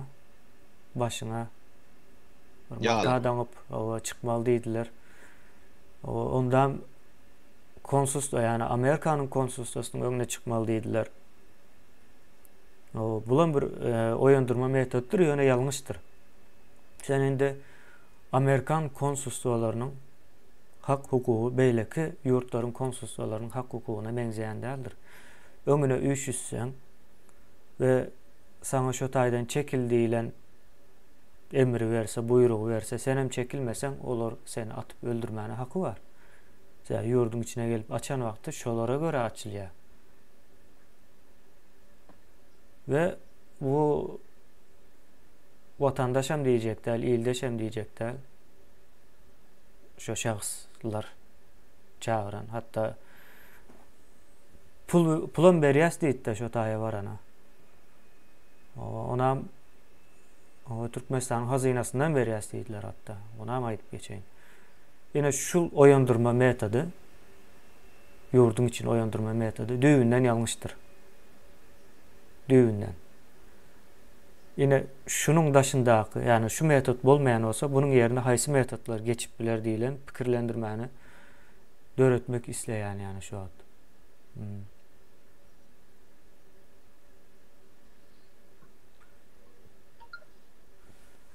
O ýurdun içine nähili dogry oýandyryp bolýar. Ya meniň iň gowy teklifim, yani vatandaşlardan kan bir näme gelmeýär şu wagt görýän-de. Iň gowy teklifim şu ýurdun içindekiler bilen jaňlaşyp gürleşmekdir, iň dogrusy. O ýurdun içindäki kabul etsin etmesin, o bir gezek şonuň gulagyna ýetsin. Soň ýetýär bize. Hemmämize. Başkalarından eşitmek ayrı bir mesele. Yani öz yakınının ağzından eşitse. Bu nemedir ya? Zincirlama şeklinde giden işlerdir bunların emmesi.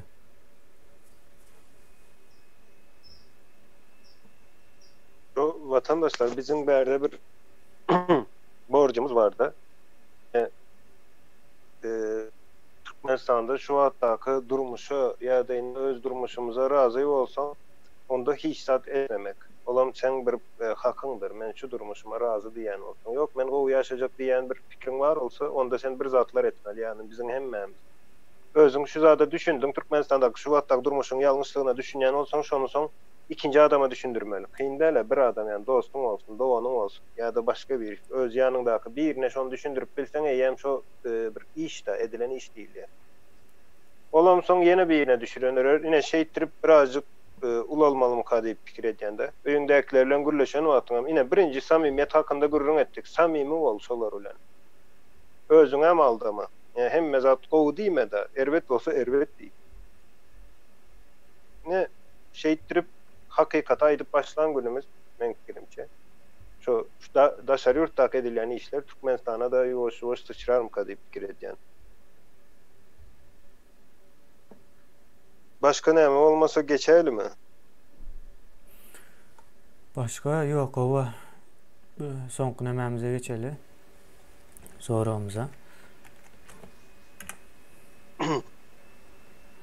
Benim fikrimçe iň gowy soralardan biri miken diýen. Ova Niyazowyň "Meniň 5 milyon goýunum bar" diýeninde näme üçin Türkmen jemgyýeti sessiz kaldı? İlleşlerimiz, soralarımız. O Niyazov, menin 5 milyon goýunum bar ýa-da goýun ýalyjak halkym bar. Oňa benzeş sözlerem bar. Diýip aýdanda we buna bütün Türkmenistanyň içi eşitdi, gördü ekrandan. O näme üçin şu zada Türkmenistanyň jemgyýeti sesini çıkarmadı.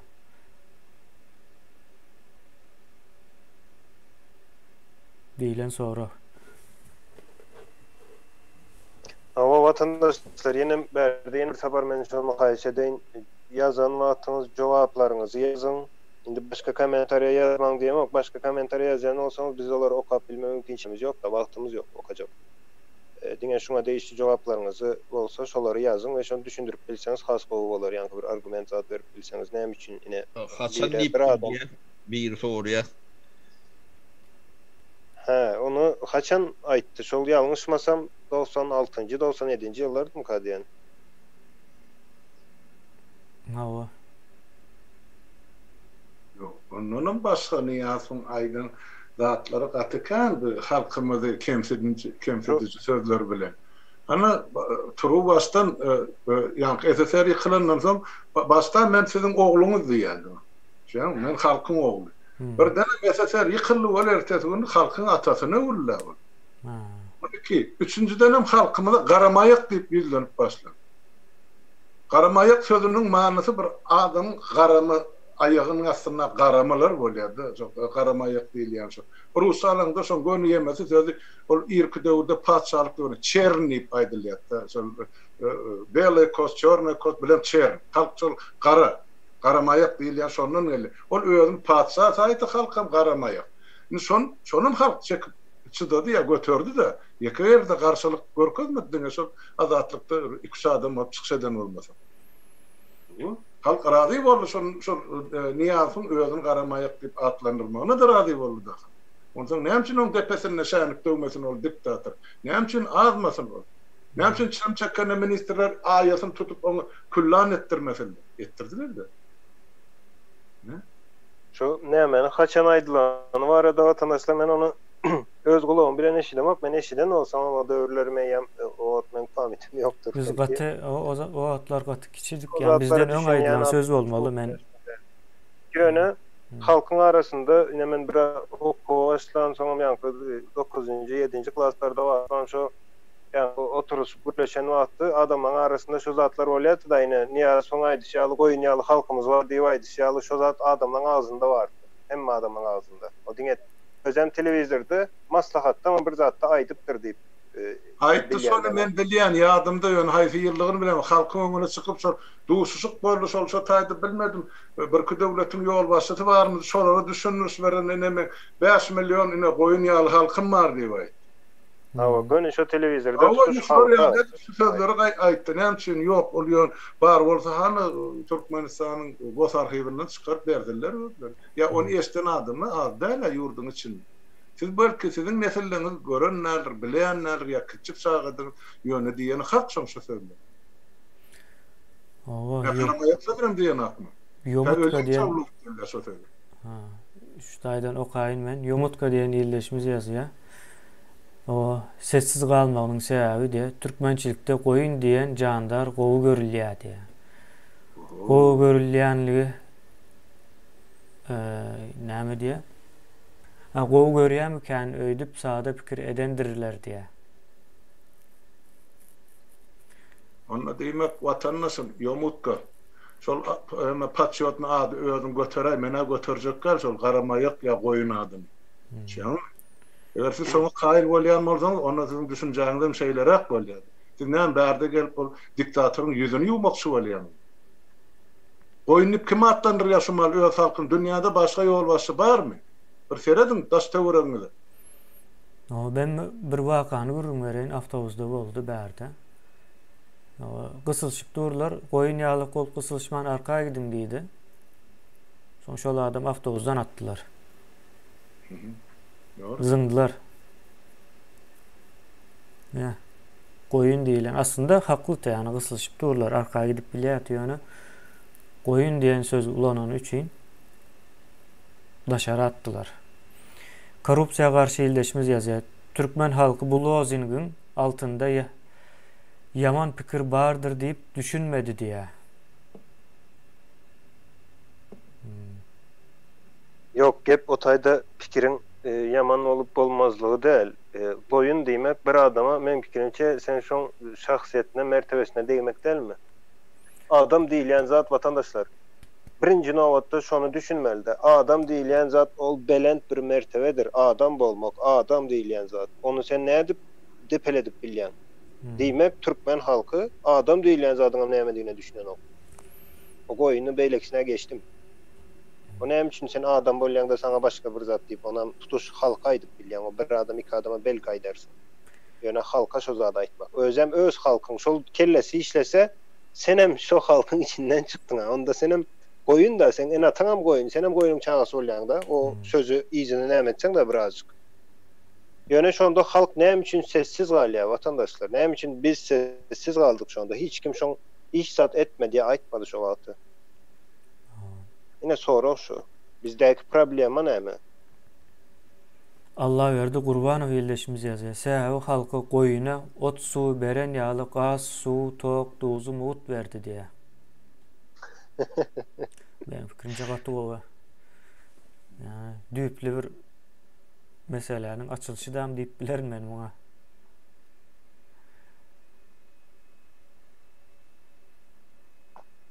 Ama o başka näme ýazypdyrlar? Rüstem Fazy ýyldaşymyz ýazýar. Şu taýda seredip duranlaryň köpüsi o ýaş diýär. Bu soraw aslında ululara bermeli diýär. Doğrudan ama ululara vermeli ýani. Şunun ýalyda men berip bilersiz, ulular şol wagt näme üçin sesini çykarmady. Ýani öz aralarında pısırdaşyp gürleşýärler-de. Niyazow Ulular diýmek şu wagtky terede oturanyň enesi atasy. Bak. Bizim en atalarımız.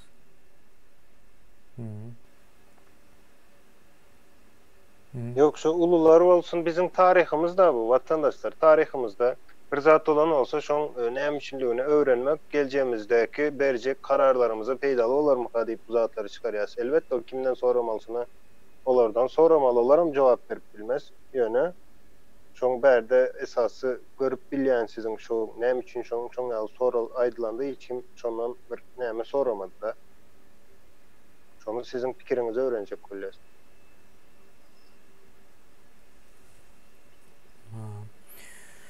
Türkmen Oğuz ýyldaşymyz ýazýar. Ýuwaş görülýär goýun jandary diýär. Ya şonu aýtjak bolýar-da bizem. Şonuň üçin goýuna meňzedi ýani olmaly da. Niyazow. Ol ýeke näme däl, ortlaryň barany diýediler. Allah. Baran, zwer, çurka. Ne bede daklan. Yok, köp näme de var. Köp milletlerin sözü. Biz etmedik bolsa bizim neselime geçti şolarlar. Bolan bay.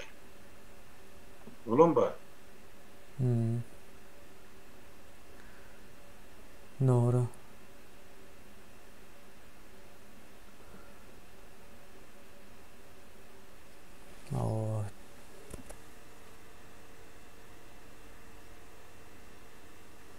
Mayat Türkmen vatandaşımız yazıptır. Men 57 yaşımda sen goýunsun deýýus diýdim diýip yazıptır. Näme? Sen goýunsun deýýus diýdim diýip yazıptır da. Yani şoňa belki Niyazow şo aýdandan şoňa jogap berendir de. Ol elbetde aýtmak bilen bolýar da ýöne şoň aslında berde ine daşary ýurtlarda şoňa zat bardyr bir. Halkyny kemsitse, şo taýda premier ministr bolsun, prezident bolsun, halkynyň şoň ýaly bir mertebesini kemsitip bir söz aýtsa, tutuş halka ýüzlenip şo taýda galyp bilmeýär-de. Onu diýtmi diýerler. Şu goýuly meselede men ýene-de bir pikirim bar, şonu aýdyp bereň. Watandaşlar şu taýda dogry düşünmek gerek. Niyaz ol goýun diýilen düşünjäni ýa sözü ullananyny ol goýun malyň ýumşaklygyny ýa-da bir halallygyny ýa-da bir ýuwaşlygyny gözegine tutup aýdana. Şu koyun maly nira sürsen şu takki diye ine bir çopan eli taýapy gaýtarsa eýläri diye gaýtarsa beýläri diye ine şu manada kemsetici manada aýtdy. Halkymyza derin bahasy şol. Ondan ýene de şu goýun bilen baglanyşykdy men özüm diýri şaýat bolun ýemem bar şol 90-njy ýylda 91-nji ýylda bir ýygnakda Sapargelli Motaýew bar, ol şo döwürde şo oblastynyň welaýet ýol başçysy. Şol Saparata işte näme diýseňiz diýdi, ahir buýrugyňyz diýdi, beýle kerlerde biljek galýany daş howuzda diýdi, duran ýerine ýeter diýdi. Sebäp diýdi, men diýdi, owurlydy han gören halkym bar diýdi. Oýun ýaly şular. Sıçma diýsem şularym sıçmaýar şular diýdi. Ene diýen söz. Ene goýun malysyny olan beren düşünjesi şol. Elbette Türkmen üçin goýun maly bereketli mal, gapysyny her kişiň ol toýuna, ýasyna, sadakasyna, ýüňi halysyna, palasyna hemme zady ýarap durandy, keçesine çel. O bereketli malyň ýüzüni aralajak bolumda, ýöne ol şoň ýuwaşlygyny nirak kowsam şoňa gider diýen mandaýdy bu tür. Ine şol ine kemsetici ýer adamyň göwnüne derýäni. Ondan garamaýak diýmek aýak astyna adam anlady. Indi bir tutuş halk bolup şo 4 milyon ýylar niýazyň aýagynyň astyna düşen adam bolur. Kim götürer şu mal? Haýsy biriň diýýär şu mal ýüzüňde durup garamaýak diýsem siýlarsyňyz siz meni ýok. Hem şu 4 milyon halk şo niýazyň şo sözüň bir günler ölünçe gaýsalak gel şoňa garşy çykmady. Almrat o diňe diýme dori etdi. Şo da ýönüme diýenden ural ýa-ni günne telewizorda görülen ana garamaýaklar eýdidi. Garamaýagy onu berin, garamaýagy öňüne süm koklan. Ine bar görüň şol. Garamaýak sözü halka gatawr geldi diýär. Ajahan Bulut ildeşimiz yazıptır. Garamaýak sözü halka gaty agyr degdi diýär. O Putin hem şoňa meňze sözler ulanýan eken halkyna garşy. Maria Delavite ildeşimiz ýazýar. Näme diýär? Putin hem öz halkyna öküz hasaply, ýani ýalňyş näme düşünmedik bolsam. Şoň ýaly sözler ulanýan eken. O Murat Rezzak ildeşimiz ve Maria Deremark ildeşimizin demesini okap berjek. O döwlet derejesinde pikir edip bilýän adamlary bilhaslaýyn ýoklady, daş ýurtlara gaçyp çykardy. O ýüzden diýär. Şonuň üçin arkaýyn bolandyr diýär garamaýak diýmäni. Murat Rezzak ildeşimiz ýazýar. Akylly batyr adamlar ýok eden soň aýdandyr diýär. Aslında şoň aýdýanda da jan bar, sebäbi ilk başda aýdyp bilen däldir. Ýani döwletiň birazjyk sudury bar wagtda şonu aýdyp bilen däldir. Soňra aýdandyr menimçe 96 ýyllardan soň. 90-njy ýyllaryň soňunda dogry aýdylan sözler bular.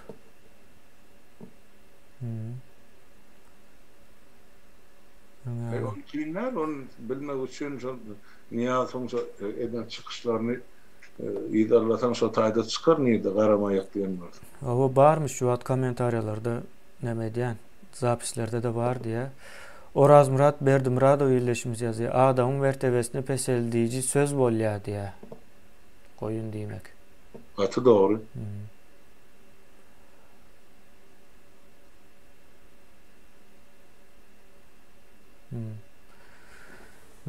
Yani näme üçin ses çykarmady? Yani o nemäniň aýdyşynda ýanky aýdyň aýdýal jany bar. İntellektual adamları korkuzdu, ýok etdi ýa-da sürgün etdi. Ondan soň boş meýdan isläni aýdyp bilýär da. Şo sebäpden hem aýdan bolup biler. Ýöne ol aýdyp biler, ýöne halkymyz näme üçin kemine ya döwletiň ähli fudoklaryny demeni siýasat ýöredýän adam ýerlerine geçirdiler de. On iqtisadiýetinem, medeniýetinem, howpsuzlugynam, ilminem, biliminem, akademiýetinem hemmejesi şoluň eline geldi. Öýdlerini de hyzmat etdirip başladylar. Onuň hemmesi eline geçen soň gorkýan, ürkýän zady galmady da. Gorkjak adamlaryny ýok etdi. Oňa çenli ýa-ni köne birinji sekretariň bolşýalak Tapara taýyşdy. Şonu dol geçirýänçe. O çok atlara bir oyun eden oluyordu oluyor tiyatroçular nemesi. Halkın arasına çıkan oldu. Şovlar yapıyordu.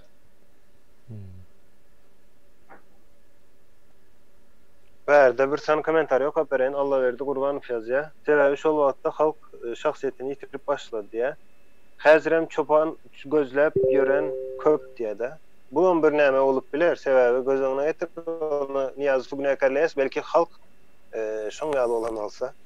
Sebebi şu günde de görýäs da ýene aýdysýaly. O çopan Allah verdi vatandaşymyzyň çopan gözlemesi. Eger sen çopan gözleýän bolsaň özüňe diýmek oýunsyň ýani. Onu özüm kabul edýän. Onu benim aýdyp aýtmamagyna näme der? Bulan bir başga bir ýani Google'dan seretsek elbetde bolup biler bu nämede. O Şeker Babay kanunda Murat Rezak geze kanunda morali peseltmek barada bir zat ýokmu diye. Kanunda sen moralini şahsiýetine deýmek barada bar. Ýöne sen şonu talap eden wagtyň bar. Talap etmesen ýok o kanun. Hiç kim şonu bir ýere ýanky zäýleýine bermese ya da talap etme şu hakkını o kanunçu seyredip bilmeye, seyretmeyelim. Kemine sözün bölüler aydılar Şeker Babay var. Kemine sen. Şeker Babay ve ildeşimiz yazıyor. Şu an onu yitirdim yöne yadında kaldı yalı. Gazı toğu o duzu muğut verdiler yöne halkı aç koydular diye. Şu an okap geçmek istedim ya. Sayakatı mühim mesele. Şu muğut bolmaly däl şu zat. Muğut bolýan bolsa ortada döwlet ýok diýmekdir. Döwlet hiç açan.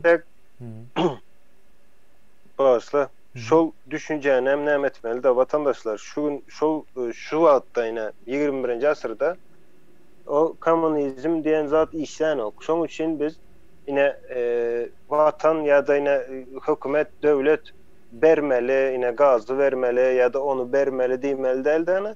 Indi almaly diýen düşünjäni getirmeli biz özümüze. Almaly siz şu gazy. Suwu almalı. O muhtal pulun al tapawdy ýok. Ýöne almalı. Indiden soňky düşünje şo bolmaly. Iň ýalňyş bir düşünje bermeli diýmek.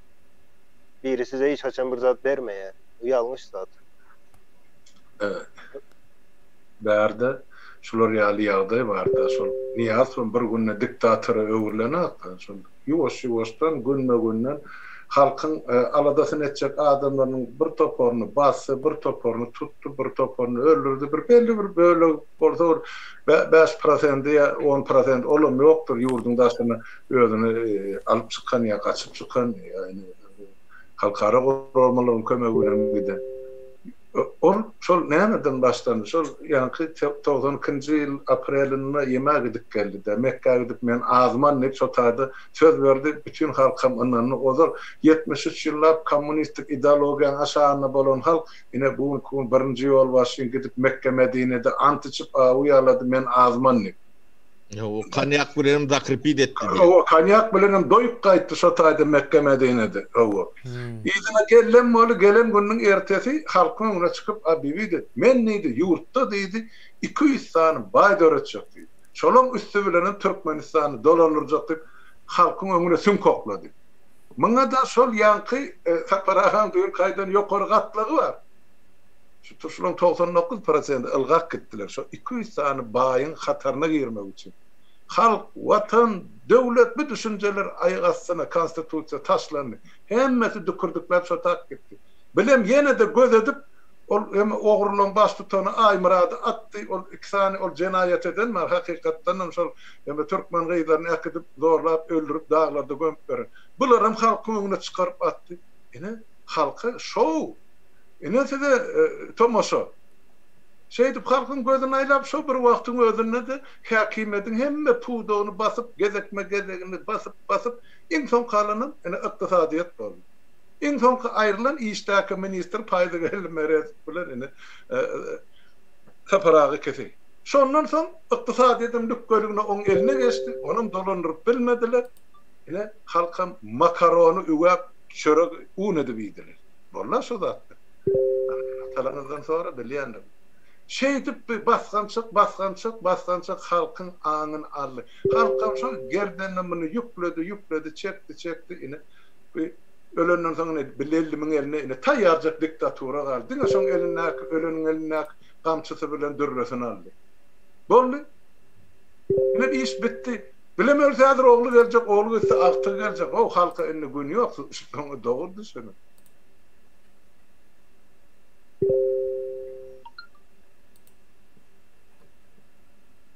Erde bir komentariyada David Davidoviç yazıyor.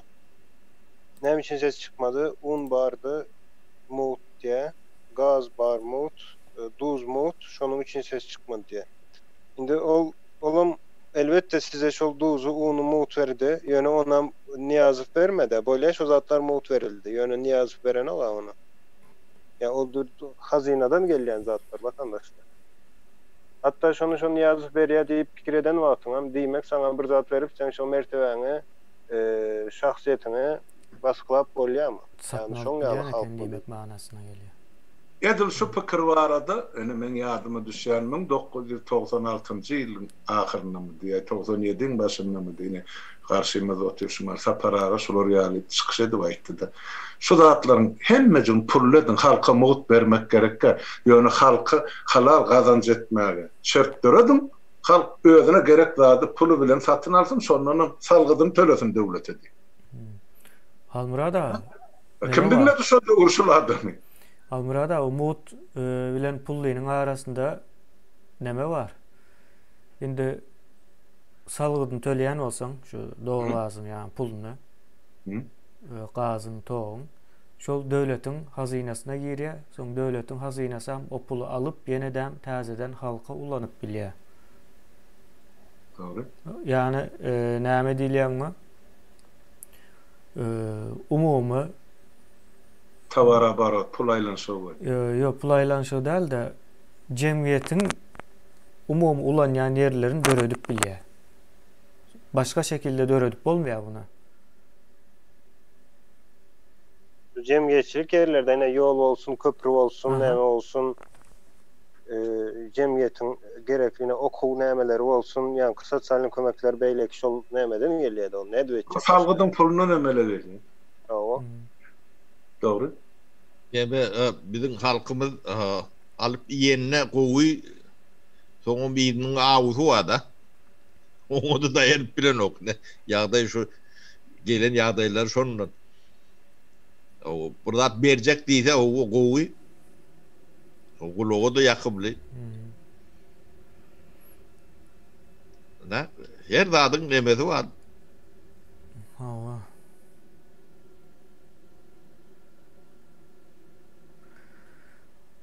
Hawa, Zaman Türkmen ýeldeşimiz ýazy. İki diktator halk tanaýar diýe.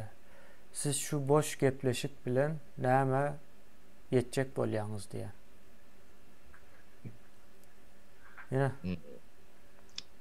Halk iki diktatory tanaýarmy ýa-da bir ýyldan bäri tanaýarmy? Ya zulümlerini görmek var, ondan soň şu zulümün sebäbini bilmek var da. Şu wagtda çeli şu zatlar ne azatlıkta hiçbir yerde gürleşilen yok. Hatta bizim jurnalistlerimiz hem yoktu şu wagtda çeli. Onam Halmurada bilen saparaga çıkardı. Olam halk behbitli işläni ok aslında seretseňiz, umuman seretseňiz. Olaryň o bir gepini gurun dinleseň, gowy gelýär ýöne umuman seretsen, netije yani şonun edýän çykyşlarynda netije seretsen halkyň karşysyna işleýär. Yok da şu zatlar. Bu ýigit akylly demedýän bolsa, bir zat edip bilýän bolsa, bu da çyktyn lan ýetdik. Näme daşyndan ne adyny aýdýar. Ne nemesini daşdyň ýa. Nähile neme bolýar. Birini de at takyan, özüň hem ýöne adyň hem ýok, özüň hem ýok. Troll. Kimligini tanaýar sonun. O, ýene de akyl berýär. Hawa, indi ýaşullar size ýeneden bir soru var. Ýene de provokasiýon soru diýip aýtjaksa, bunu bilmän soramak kyn da. Wybor za tobой diýe. Näme üçin siz minister bolan wagtyňyz şonuň öňüne almadyňyz? Uruşdan soň Batyr köpeler diýen ýaly diýä, siziň bolşuňuz diýä. Awa, Sapar aga, Türkmenistan eliňizdeken prezident eliňizde wagty, hem zat eliňizde wagty, näme üçin şonu düzeltmediňiz? Owa bozukmuty diýip sorasaň? Yani birinciden ben minister etmediler. Eden ortalar birdatlar bolayma mümkün. Birinci ormanlar etmediler de. Yani ben alak minister vardı. O bir yani işe alınyan hemen ayrılayan adam yok ayrılacak geldim elim ben. Misal için. O ben işten ayıran yok men ayrılacak gel. Onu diyemedik. O işin gerek orada aldıydık ne. Sapara ol näme meselesi däldi, yani sizin çıkışlarınız dinlemeyen olup biler diýip nämetjek, kabul etjek bunu. Yani Türkmenistan ya da şu ünü söyleyen bir zada wagtymyzy köpeltmek ya da şu nämenin özüni gaçyrmak üçin soralan soraw mukaddim menem köp mesele edýän. Yani bu soraw yani şu söz aýdylan wagtda ne Halmurad ağa ýurdun içindeti, ne de Sapar ağa, ne de ondan soň çıkanlar ýurdun içindeti. Bu soraw ýurdun içindetdik de vatandaşlar o wagt o sözlerin manysyny düşünmeýän ýaşda olanymyz için bağışlaň hissat etmendiriz. Gidip saklamadık da prezidenti. Kemine de şu wagt ýurdun içindedir, dogrymy? Men hem ýurdun içindetdim. Hawa biz ýurdun içindetik, yani bizim ýaşymyz, häzirki ýaşymyz bolan bolsa bolmasa gidip yok şu wagtdan bilen olsak, şu söze düşünüp ya telewizorda gören olsak, men pikirimçe bize gidip şu prezident aýrardyk şu taýdan. Güýjümiz ýetdi de. Köp adamın düşünüş boyunca. Yo, şu zatların kabul ederlikli däligini, şu pikirlerin, şu düşünjäň, şu diýilýän sözlerin Türkmeniň halkyň namusyna degýänligini Azatlyk radiosyna günne 2-3 kere maýdyk geldik her gün diýen ýaly. Şu döwür Türkmenistanyň halky dinleýär de Azatlyk radio. Beýle bir eme dogry izolýasiýa düşen halkymyz ýok. Dogry Türkmenistanyň öz metbugatyna ýeke kelam agy söz ýok, halkyň hukuky bar. Ýöne biz Azatlyk radiosyna aýdyp durdy. Şu döwür Azatlyk radiosynyň başy ýeke habar beriş terişleri ýurdun içine, ýurdun ýagdaýyny halka düşünürip bilenat, aýdyp bilenat. Ya biz şonu etdik. Näme üçin halk onu şu sözlerden many çykarmady ýa netije çykarmady. Bilemine ulokan sonra bolupdy. Ol ýanky sonra berýärler, ol hakykatdan ol biziň edýän gurrunmyzy ýa halkyň ünsün başga ýere sowmak üçin. Anlagan elinden gelýän bolsa ýüzüňdäki ýemäňi aýır nikabyny öz inin atan gakan ady bilen çık şu tak orta düşünür ay bizim ýalňyşymyz nämedi? Sonra men sana jogabyn bereyim. Ol siz näme etdiňiz, ol etdiňiz, 30 ýyl näme etdiň? Sen inin atan näme etdi şu geçen 30 ýyl? Sen özüň ýaşy git bolsaň. Sen bizim öden duşumyz adamlar bu soraw bermedi. Ya biz den duşlamyzyň eden hata işlemedi goýup beren ýalňyşlyklarymyzy bilýärse. Emma siz bir yerden ýeke çykan jüýjede, siz hem şu jemgyýetde bolan çağa. Näme üçin jogapkarçylygyňyzy çekmekden boyun gaçyrýar? Näme onu bir Saparagy kimdir döredende ol diktatura. Karşysyna durarlygymyzyň mana faktlary bar. Näme işe ogurlyk edipsiňiz diýe. Näme etdik o bir görkedik. Şu meselede Halmurad menden soň men ýerime meclisin iqtisadi komitetiň başlygy Juman Ämäýew diýip bir ýigidi goýdular. O paýdelyň ýerine de Nuriýew diýe, Tagan Nurdy Nuriýew diýip kakan häkim goýdular da. 6 aýyň içinde dargytdylar da. 6 aýyň içinde. Doğru dargytdylar. Ne şolong adyny bilýänem ýokdy, menem bilem ýokdy. Adyny doğru ýadyma düşýärdi. Bir giden demäni dargytdylar da. 7-8 sanak pudok, 8-9 sanak pudok. Yani şol ýa dargytjak bolsaň şolary ýalak diletant adamyn getirip goýdoň dargydyp bolýar da. Ni şolong adyny bir yerde tuturan yeri yok da. Ben gelme gelenin adından bilen oklar. Kimdiğinden bilen oklar. Ne şolar ne arasında kova adamlar diýmerler. Ben diýen bolsalar. Gengdir. Ayda Maria de la Vita illeşimiz gatığı neme yaz ya. Fikirlendirici. Allah. Biz arkadağa haramdağ diýäs, o näme üçin sessiz otyr diýä. Ýene halk oýansa şonuň ýaly bolýar. Häzirki ýagdaý Niýazowyň wagtynda bolan bolsa-da o has başgaça boljakdy da. Ýene şonuň ýaly Maria de la Vita illeşimiz gatyğı belläp geçýär. Soň ýene şu taýda bir neme bardy. Kommentariýa şonu okaýyn men. Onu tapıp bilsem. Oraz Murat Berdimuradow illeşimiz ýazýar. Goýun sözü bize Ruslardan galan sözdür. SSR döwürleri Ruslar Türkmenleri peseltmek, üstünden gülmek üçin baran diýip söýünýärdiler diýe. Indi SSR döwürü diýip aýtdy da, indi men bunu 5 ýyl bundan öz gulagym bilen Aşgabat awtobusynyň içinde eşitdim. Rusça dilde gürleýän bir Türkmenistan watandaşy şol nemetmeli ýa-da awtobusyň arka tarapyna ýöremeli gysylşmazlyk üçin. Neme diýär? Türkmeni barany diýip şu medeniýetleşip bilmediňiz diýen ýalak manyda açyk ve sesli şekilde aýdyp bildi de hiç kimden ses çıkmadı. Hiç kimden ses çıkmadı.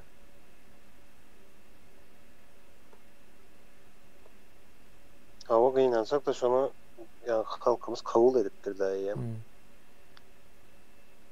Häzir şu näçeldi. Döwletiň hemme ýanky taslamalary, Urban bolan gol çökken ýanky fermanlary, döwletiň kanunynyň taslamary hemmesi rus dilinde ýazylýar ilkinji nowbatda. Soň türkmençe geçirilip ine kanunçylygy girdi.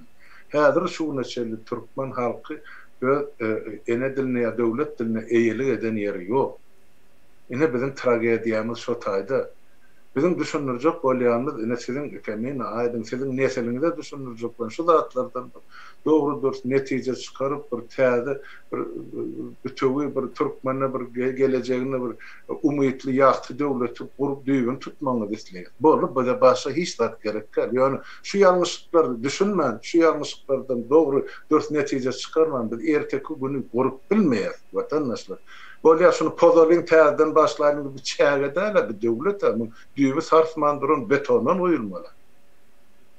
Ine Niýazowyň eden jenaýetini bagyşlasa, Gurbany Gulyňkyny bagyşlasa, onu kimden soramal milletin 30 ýylda düşen tragediýasyn, şunça çeken jeberlerini ýa beren ýetkilerini. Şu zatdan üstüne bir ortak oynaşmamız gerek. Biz şu takside bir tomaşa bolmak üçin çykanda, ýa şu soraglary size keypihon bolmak üçin beremde, şu zatlary size bir düşün, özüňizden bir netije çykdyn, özüňizden bir pikir çykdyn, şunu halk alyp umumy ullanar ýalylan. Terde ştat çykdyk. Biz eger diktator boljak bolsak size ine taýýar görkezme, şu nedin hay, o nedin diýip otursak, onda bizni şol iki diktatordan näme tapawdymyz boljak. Gelin halk bolup edeliň diýler. Şoň üçin size ýyzlanylýar ştaýdy. Onun üçin beýrek sen 30 ýylda näme etdiň, näme boldy? O sonra her kişi özüne bersin. Özü ýogam bolsa ýurduň içinde, onda ýygyna galan en atalaryna bersin sonra. Yo, hatap vermek borcumuz däl. Senem hatap ber, kulak özüň ber hataby. Ondan bizden doğru. Yok şu edilýän işte gynansak da bizde pikir etmek ýa-da ine näme düşünjesi galmandyr da ýa iş etmeli ýa-da diktatora garşy göreşde pikir edýärler şu köşeye çykyp ılgamaly mı diýerler-de. Hemmen düşünsiz näme etdiňiz 30 ýylda diýe, näme bir ýerde ine köş gagdarysy etmensiň diýe de. Ine şonu isleýärler aslında. Almyrada vatandaşlaryň köpüsi şonu aýdyp bilýär da kommentaryada näme etdiň diýenler men pikirimçe. Olar ine näme tanaňyz ýokmy siz? Mahtumuluň tanaňyz ýokmy? Mahtumulu näme dipdirine pikirlenip, okap, öwrenip düşünjesini ýazan üçin mahtumulu şol adam. Olam ılgany o astaga çepe. Ya da Einstein tanaňyz ýokmy nämeler etdi? Şu gün şoň ýanky ýazan nämelerinden ya da şoňa şo wagt hiç kim aýtmandyra sen näme etdiň diýip ya düşünje zat dälmi? Ya pikir bir iş dälmi, önüm dälmi? Önüm şo iň gymmat önüm, iň bir näme önüm? Men pikirimçe. Bak doğru ama aydın enim sen şu adam akıl huşuna yüzlenip getirýär bu meseleler. Emma biz şu döwür halkymyz şuna önünü diýerler. Ay ine yetimçe ine şu ine yetimlik gören ine halka ine şular ýaly emma öz gören zulmyny rawa görmez. Şular ýaly kynçylyk gören çağa halka ine ikiyüzlük etmez diýe niýet bilen onu çykardy. Halkın niýeti elbetde şol. Ýöne biz şu gol oýunyny işlämsek men aýdýan şu 91-nji ýylyň ýanwaryna çel 1 ýyl wagt gerek boldy. Men şu adamyň kimligini tanamak üçin. Howo men şu kabulhanasyna islen wagtyn baryp kabul edýärdi. Howo gerek bolsa şu kabulhanasyna şu maňlaýynyň atyby aýdyp bilýärdim sapança bilen. Ýöne men şu da şu neden bolsam halk ene bizim gülýär prezidentti bilen bir akıl şaşanyň biri öldürdi diýip men 7 pystyma şerli bolar näletlemezmidi? Ýok. Diýmek şu ezirlen, şu görgülen üstünden, şu synaglaň, agar synaglaň üstünden bütün bizim jemgyýetimiz, halkymyz geçmeleken şu taryhy pursatdy. Indi belki şu zatlar, şu azy mysallardan biz ugur alyp indi umumy bir düzeliş ýoluna gelsek halk bol, bir dogry ýola düşsek. Ine şu azy tejribemiz bar eýem arkamyzda, şonu gaýtarlamak gerekmi ýene-de? Ya yok, yani şu problemi oldu. Siz ýalňyz näme üçin siz karar kabul ediňiz? Da biz eýem bir döwür karar kabul etdik. Ýöne şu karary ýerine ýetirmek üçin bize halk gerek, halkyň düşünmegi gerek. Bilelikde etmeli biz. Yekelik desek ýene-de diktatura bolur. Awa. Ine şonu demese bolmasyn diýip edýäsiniz bary ýoksa Halmyradaň plany taýar. Ertir birden ýurda girilen ýagdaýynda son Yurda gitmeň şu zatlar indi planlaryna vatandaşlar taýýar diýsen ne görköz diýip başlaýarlar. Vatandaşlar o zatlary görkezip bilemiz o. Görkezsek düşmanam ulanjak şoň. Hakykatdan işleýän nämeler o plany siz hem görseňiz aýdarsyňız. Elbetde şu zat hukman bolaýmaly diýip şu derece näme dilen işlenen zatlar olar. Ne işleňiz ok diýeniz de indi belki olam iş däldir, boşdur ýöne. Hakyky şoňal nämeler bar. Olar ýöne bärde aýdylsa watandaşlardan gizlemek üçin diýip düşünmäň. Onu karşı tarapdan hem gizlemeli bolýas gynançak da. Hakdan ýany ýerleşimiz ýa. Sory ýalar da başladyň bölümmi. Siz aýtdyňlar diýe täze ýyla çeline Türkmenistana üýt goşuk bolardy. Näme üçin şo bolmady diýe. Sen gelip goşulyp şo taýda kömek etdiň, şo 6 aýda şo rejimiň üýtgemek üçin. Ol bir, ikinciden aýdyp otýan. Şol may aýyna geçiriljek mitingimiz başa barylmasa, müňlerçe, 10 müňlerçe adam çykyşyndan da hökmen siýasy ösüş ýa üýtgeşikligiň başlanmasy bolmaly. Hem ýurdun içinde hem daşyny olarga da görelli boljak. Ýöne şo hakdan bolmalygy bir topar ýerde işimizi planlamaly üýtgetmeli bolmaly. Näme hemme zat bizi gelip aýdyp oturmaly şu taýda. Onu meheme ýatan ýerine çöregmeli orada, olar köçäçik adamlarda soragam etmeli. Garşydaşlarymyz näme iş görýär, näme plany bar. Şonu da aýdyn zatlarymyzdan bular uğralyp, ana garşymyzda bir topar yalan ýaşyryk maglumatlary, adamlary, guramalar çykaryp başladylar. Hakykatda görüp otursunuz da vatandaşlar. O bir protest etjek diýdik, 2-3 saat topar. O goşmak jurnalistler o näme üçin meýdana çykdy diýip pikir edýäňiz meselem. Kemine ýa-ki beýlek soraga geçiň diýip ýazypdyryp bir iýleşmez. Hawa meşgaýda bir kineme bar, şonu okap geçeýin, ondan soň geçäýär ele. Hakdan ýany iýleşimiz ýazýar. Kemine arasynda bolgusuz ýazanlar okamak kimiň peýdasyna bolýar diýe. Gaty gowy näme sora bu. Biz öň okamagyň tarapdary däldik, ýöne bunu ökmen suratda okumalı biz sebäbi adamyň beýnisi deňeşdirmek usuly bilen işleýändir. O erwedem görmeli ýanynda deňeşdirmeli. Ýa şunyň ýazatlary aýdýar diýip deňeşdirip bilmeli. Maria Delavite ildeşimiz yazýar. Lukashenko diýär. Kemine şuna bir zat koşaýyn. Ha, bolýar. Eşitmedim. O taýda şu okamawzyň sebebi elbetde birazjyk wagt alýar. Ýöne watandaşlar şu dürli pikirleri we şolan hatda näme etjek bolýanlaryny, näme üçin ýazýanlaryny sizem birazjyk düşünüp bilseňiz, olam gowy zatda informasiýaň hemmesem dogrusy ýalňyşy, hemmesem informasiýadyr, hemmesem gerek zatdyr. Ýani kelleňizdäki filtriň has güýçli bolmagy üçin. Doğru. Hemen okayın. Maria Delavite ildeşimiz yazıyor. Lukashenko'dan diye Belarus halkına bular alaka deyip aydıptı diye. Yani Belarus halkı ona münasip cevabı verdi diye. Hakikaten münasip cevabı verdi mi kendi yani? Berwe motiru o alyalar olar. Gatı gowy bir şekilde alyalar. Onda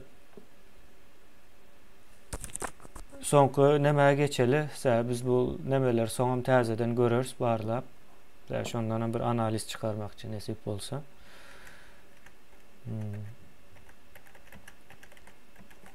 Yani kısağa da bolly gepleşigimiz kemini. Dawa ýaman uzun. Türkmenistanyň gelen şu günkü ýagdaýyny kim düzeltmeli? Ýerleşlerimiz bu sorum size gelsin. Türkmenistanyň gelen şu günkü ýagdaýyny kim düzeltmeli? Bugünkü ýagdaýyny Halmyrada düzeltmelimi? Sapara düzeltmelimi? Aýdym düzeltmelimi? Ýa-da aktivistler düzeltmelimi? Ya şu hatta Türkmenistan içindeki mehemesi düzeltmeli. Belki goşun gulluğu diyersiniz ya da goşunu diyersiniz. Indi her hili cevap bolup biler. Sizin düşünceniz boýunça vatandaşlar şu Türkmenistan'da yine bununla gepleşiň ýarysynda ýankı näme hakynda aýtdyk da şu problemalar köprek soralar şoň ýalypdy. Indi hawa problemamyza belli ýankı ýaşaýyş şertlerimiz. Şu zat düzeltmek üçin ya da Türkmenistan'ı östürme ýa-da täze Türkmenistan diýäsde bir täze şu taýda hakyky döwlet gurmak üçin şol işi kim etmeli? Ne soru?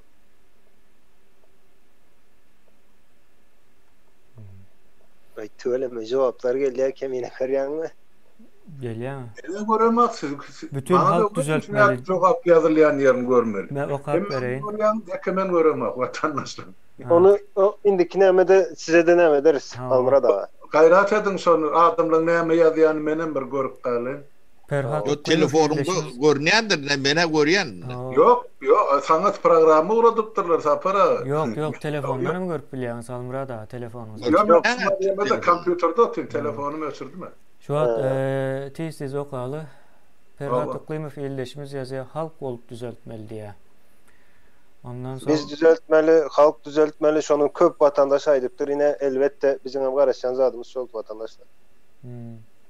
Biz düzeltmeli, doğru cevap. Başka var mı hemen? Halk düzeltmese näme bolýar? Başka ýer düzeltse.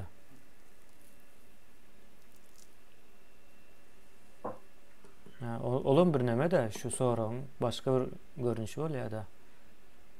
Netice näme bolar? Özümüz düzeltmeli. Akıllı, sowatly adamlar John Wick, akıllı, sowatly adamlar düzeltmeli diye.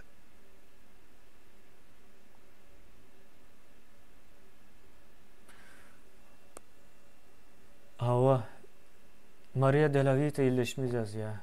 Biz diye yaş nesil düzeltmeli diye. Yani biz diýen wagty yaş nesil diýip aýdýar. Her biri özüne değişli hareket etmeli diye. Elinden gelen hareketi. Gatı doğruydu. Alparslan Türkmenoğlu ýazýar. Kim düzeltse de siz ýaly daşarda uğlayan şagallar düzeldip bilmez diye. Onu elbette bize aýtdy. Biz düzeldip bilmeýäs. Yo biz düzelsek düzelýän bolmaýar yani olan bar. Ama berde şu şagallar diýende ýöne şagal däl, şagalyň nämelerini biraz öwrensen, sözüň manysyny düşünýän bolsam. Yok, o näme bolýar? Türkmenoğlu diýip adyňam ýazypdyň şota, iziňem ýazýan kommentariýaňa seret, ikisi bir-birine münasipmiş o zatlar. Indi nickname bolup Alparslan Türkmenoğlu ýazypdyň da. Başka näme var berde? Mekan Jumabayev ýazypdyr, men düzeltmeli diýip. Doğru. Birinci özünden başlamakda. Doğruydu yani. Elbette. Ben şonu yan düşündüm. Hemme halk olup. Ama yani bir topor bir adam düzelse onu diktatör etmek ansat. Mesela devletin kuruluşları var da monarxiya var, oligarxiya var. Yani şu tayda şol neme ay 2 aydan nememde bir topor ya da bir adam devletin başında duruyor. Yani demokratiya dilende o tayda lider gözlenen o. Lider o nerede lider bize lider gerek deyip halk köçeye çıkıp lider gözlemeye hakkını gözleye köçeye çıkıp demokratiyada, respublikada Yomotka vatandaşımız yazıptır bağışta kemine. Başka biri düzelse bir adam düzeyde yine de diktatör oluyor diye. Elbette.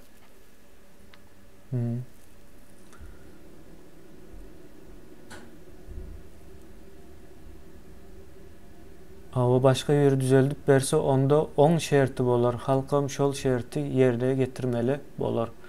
Onun için halkın düzeltmeye gerek diye UGDTM diyen bir illeşimiz yazıptır. Doğru yazıptır. Doğru. Elbette. Indi berde bu tarayalı bir özümüz cemleyici näme boljak ine birinci soru Sapar Ağa'dan başlayın. Sapar Ağa'yna vatandaşlara verdik soruları, cevaplara mümkün olduğuca okuyup verdik.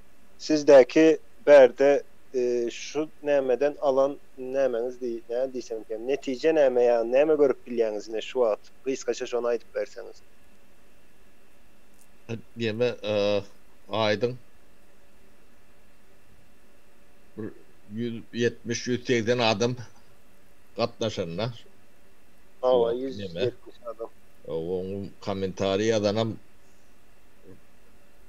beşon propaganda bolmaly.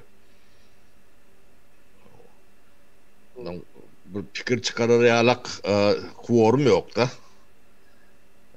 Yani halk passivdigi görünýär. O biri etbellip düşünýär.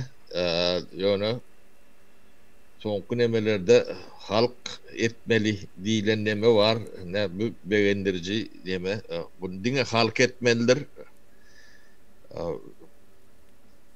Her kim öz yerine öz üstüne düşen işi etmelidir. Onu başka biri eder veya bir borçlu diýilen neme düýünden ýalňyş zatdyr. Men neme şu wagt görýän neme halk biraz düşünýär. Şu taýda gatnaşan adamlar aglaby öyle düşünýär. Meselen ağırlygyny çıkargan liderligini onu halk bolup etmeliligini ýöne bir azlyk jemlesen bir protendi diýsem ýokda. Yani mesele şo taýdy. Yani sizin aýtjak bolýan zadyňyz şo ine bizi görýärlere azlyk ýöne düşünüp bilýär etmeli işleri diýäňiz, dogrymy? Owa. Başka boşluk zadyňyz barmy? Olmasa Halmyra dağa geçirecek sorawy. Halmyra dağa geçen, Halmyra dağa. Böyle Sapara. Bu işlerde profesyonel neme. Halmyra da soraw ýadyňyzda.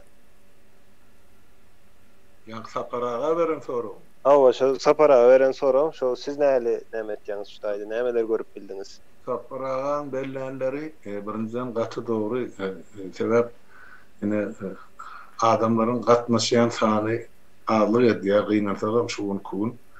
O görüjülerim hana özüňiz görüp dursunuz, aýdyp dursunuz seferler. Ýöne soň şu zatlar ýene-de beýle adamlar tarapyndan görüler, dinlener, netije çykarlar. O belki ýurdun içinde paýlanyş buradırlýarlar. Olaryň barýan ýeri ýoly bar we zatlar bidaýdy oturmaýlar. Yani hakikatdan geçen yıl bilen dengeştirilenle şu kugullerde sonka bir ay kayın devamını halkın demesenne kellesenne beynesenne saznanyasenne diýse Rus aýdamyzda aňyna şular ýaly pozitiv üýtgeşikler boldy da. Hakykatdan hem adamlar düşünüp başlady. Eger özleri gatnaşmasa, halk bolup şu mesele, giriş mesele şol problema çözülmejek. Çözüler ýene-de häzir Gurban Gulyň meselem gerekmejegini inni şonu şol wezife ulagyndan çekip getirip oturdan adamlar hem ýa döwletlerin bilip otur. Inni şonu zamana Rusça ýa şoň ýerine ornuny adam gözlenip ýok. Inni şo Gurban Gulyň kürsüsinde oturmagy ýöne şo Türkmen halkyny şol kulçuluk derejesinde saklamagy arazi adamlar az däl. Özleri Türkmen. Demek eger şu taýda da halk şu zatlary gözleyip oturjak bolsa, onda bizim halkymyzyň gelejegi ýok. Onu aýtmak gerek. Ýöne menim berenler ýanda ine düşünjeli adamlar ine gün-günden köpelip öz pikirlerini ýazyp başladylar. Şol ine Ullahan ine bizim üçin bir ýeňiş bolup durdy. Keçijegem bolsa Ullahan ýeňiş şu halkymyzyň umumy dymyşlygyny gözden öňe tutamady.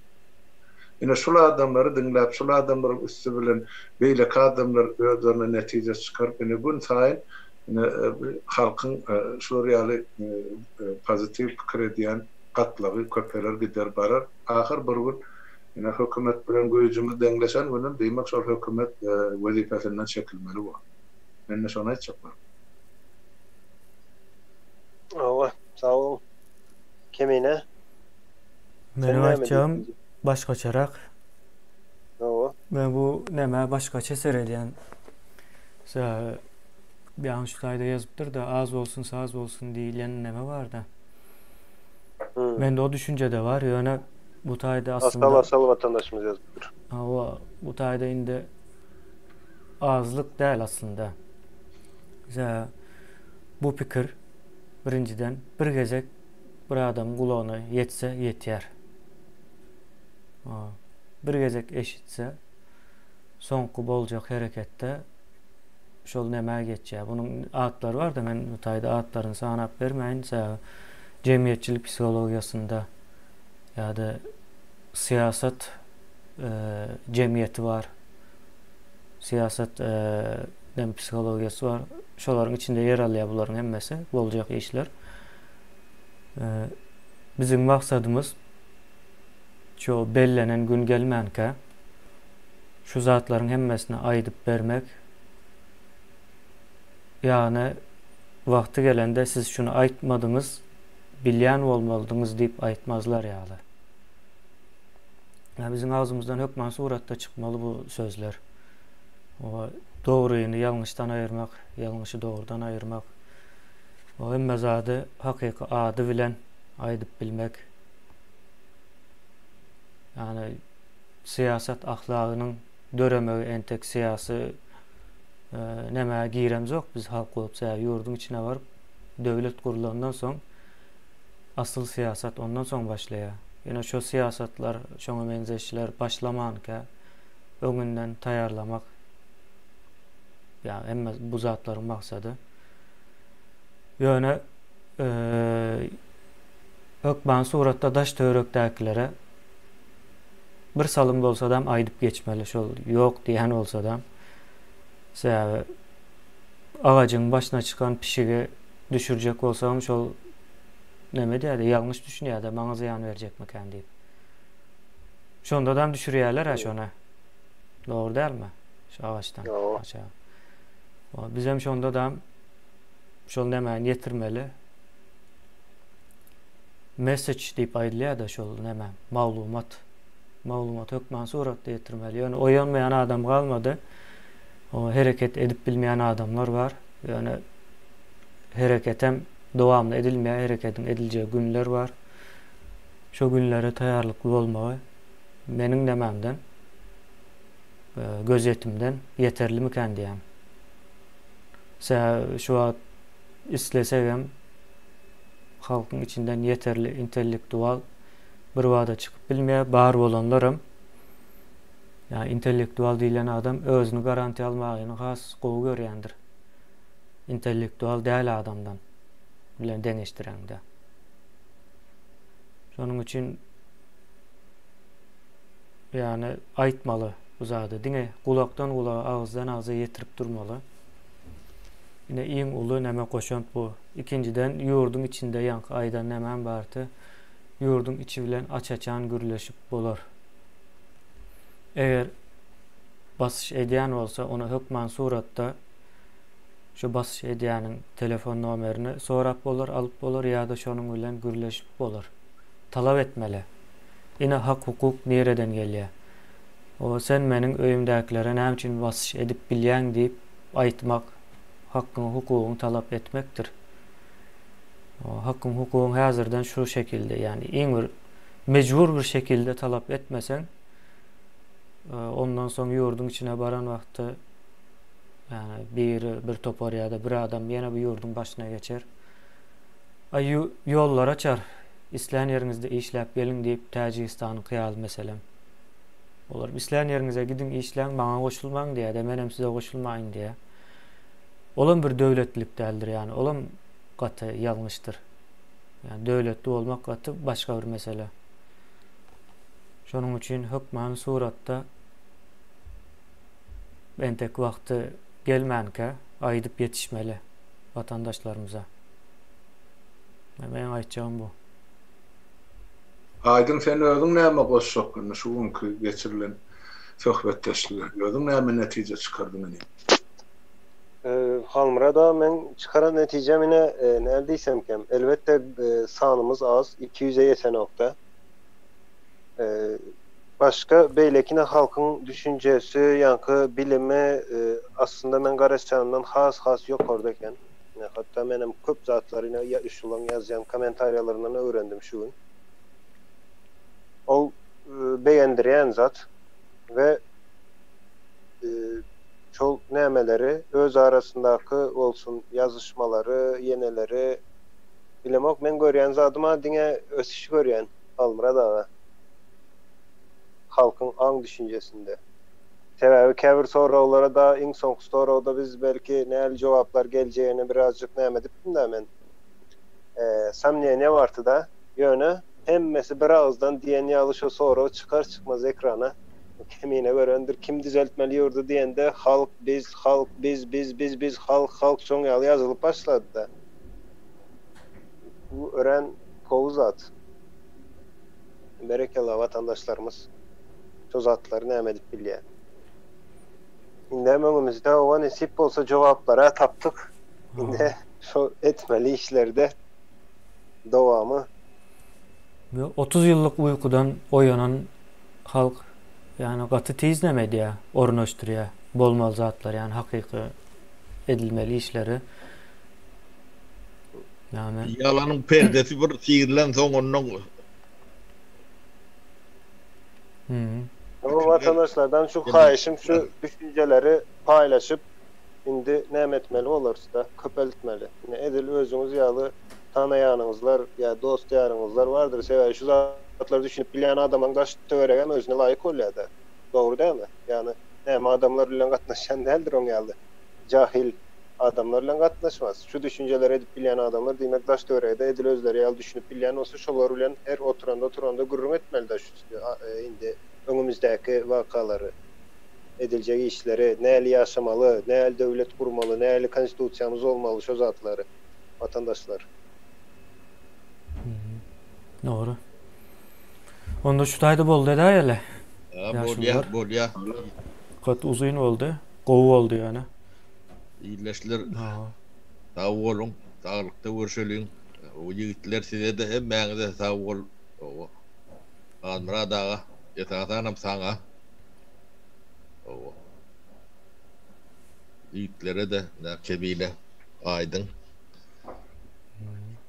Kırıngız üçün. O bir çağıranız üçün şutayık. Bolýar. Sağ olun vatandaşlar, yazan pikirleriniz üçün her biriňize minnettar. Neşe edip biz ýuwaş insan sorasa diýär. Neşe edip bir millet derejesine gelersem, diktaturany ýykarsam, bize onu ýykmak üçin 30 ýyl wagt gerekkel. oyunç döwri gaty çalp geçýän o näçe çalp boljagyny mene bizim öz aktivligimize bagly bolupdy. Sag bolun hemmäňiňde Taňry ýalkasyny taparaga size de ne kemine aýdyň ne sag bolun şu gepleşip gurnarmyz üçin o bizim taparaga kimil çağıranyň üçin men pikir etdim kiňde ödüň alyp baranyň kanydy. Ýene de bizi çağırdyň elbetde o sag bolun biz üçin ulkan hormat hemmäňiňde saglyk arzu edýän gelecekki gepleşiklere çeldi tagatym. Ama vatandaşlar sağ olun, giyeceğiniz rahat olsun. Katnaşanlara, komentara yazanlara hemmenize köp sağ olsun aýdýan. Sağ olun. Hemmäňizin ağzınıza sağlık. İldeşler sizin hem o komentaryaları yazan barmaklarınıza sağlık. Nesip bolsa ýene-de öňümüzdäki bazaryna gowy ýeňişleýin gürrüňdeşlik üçin bökmän suratda garaşyň. Bizem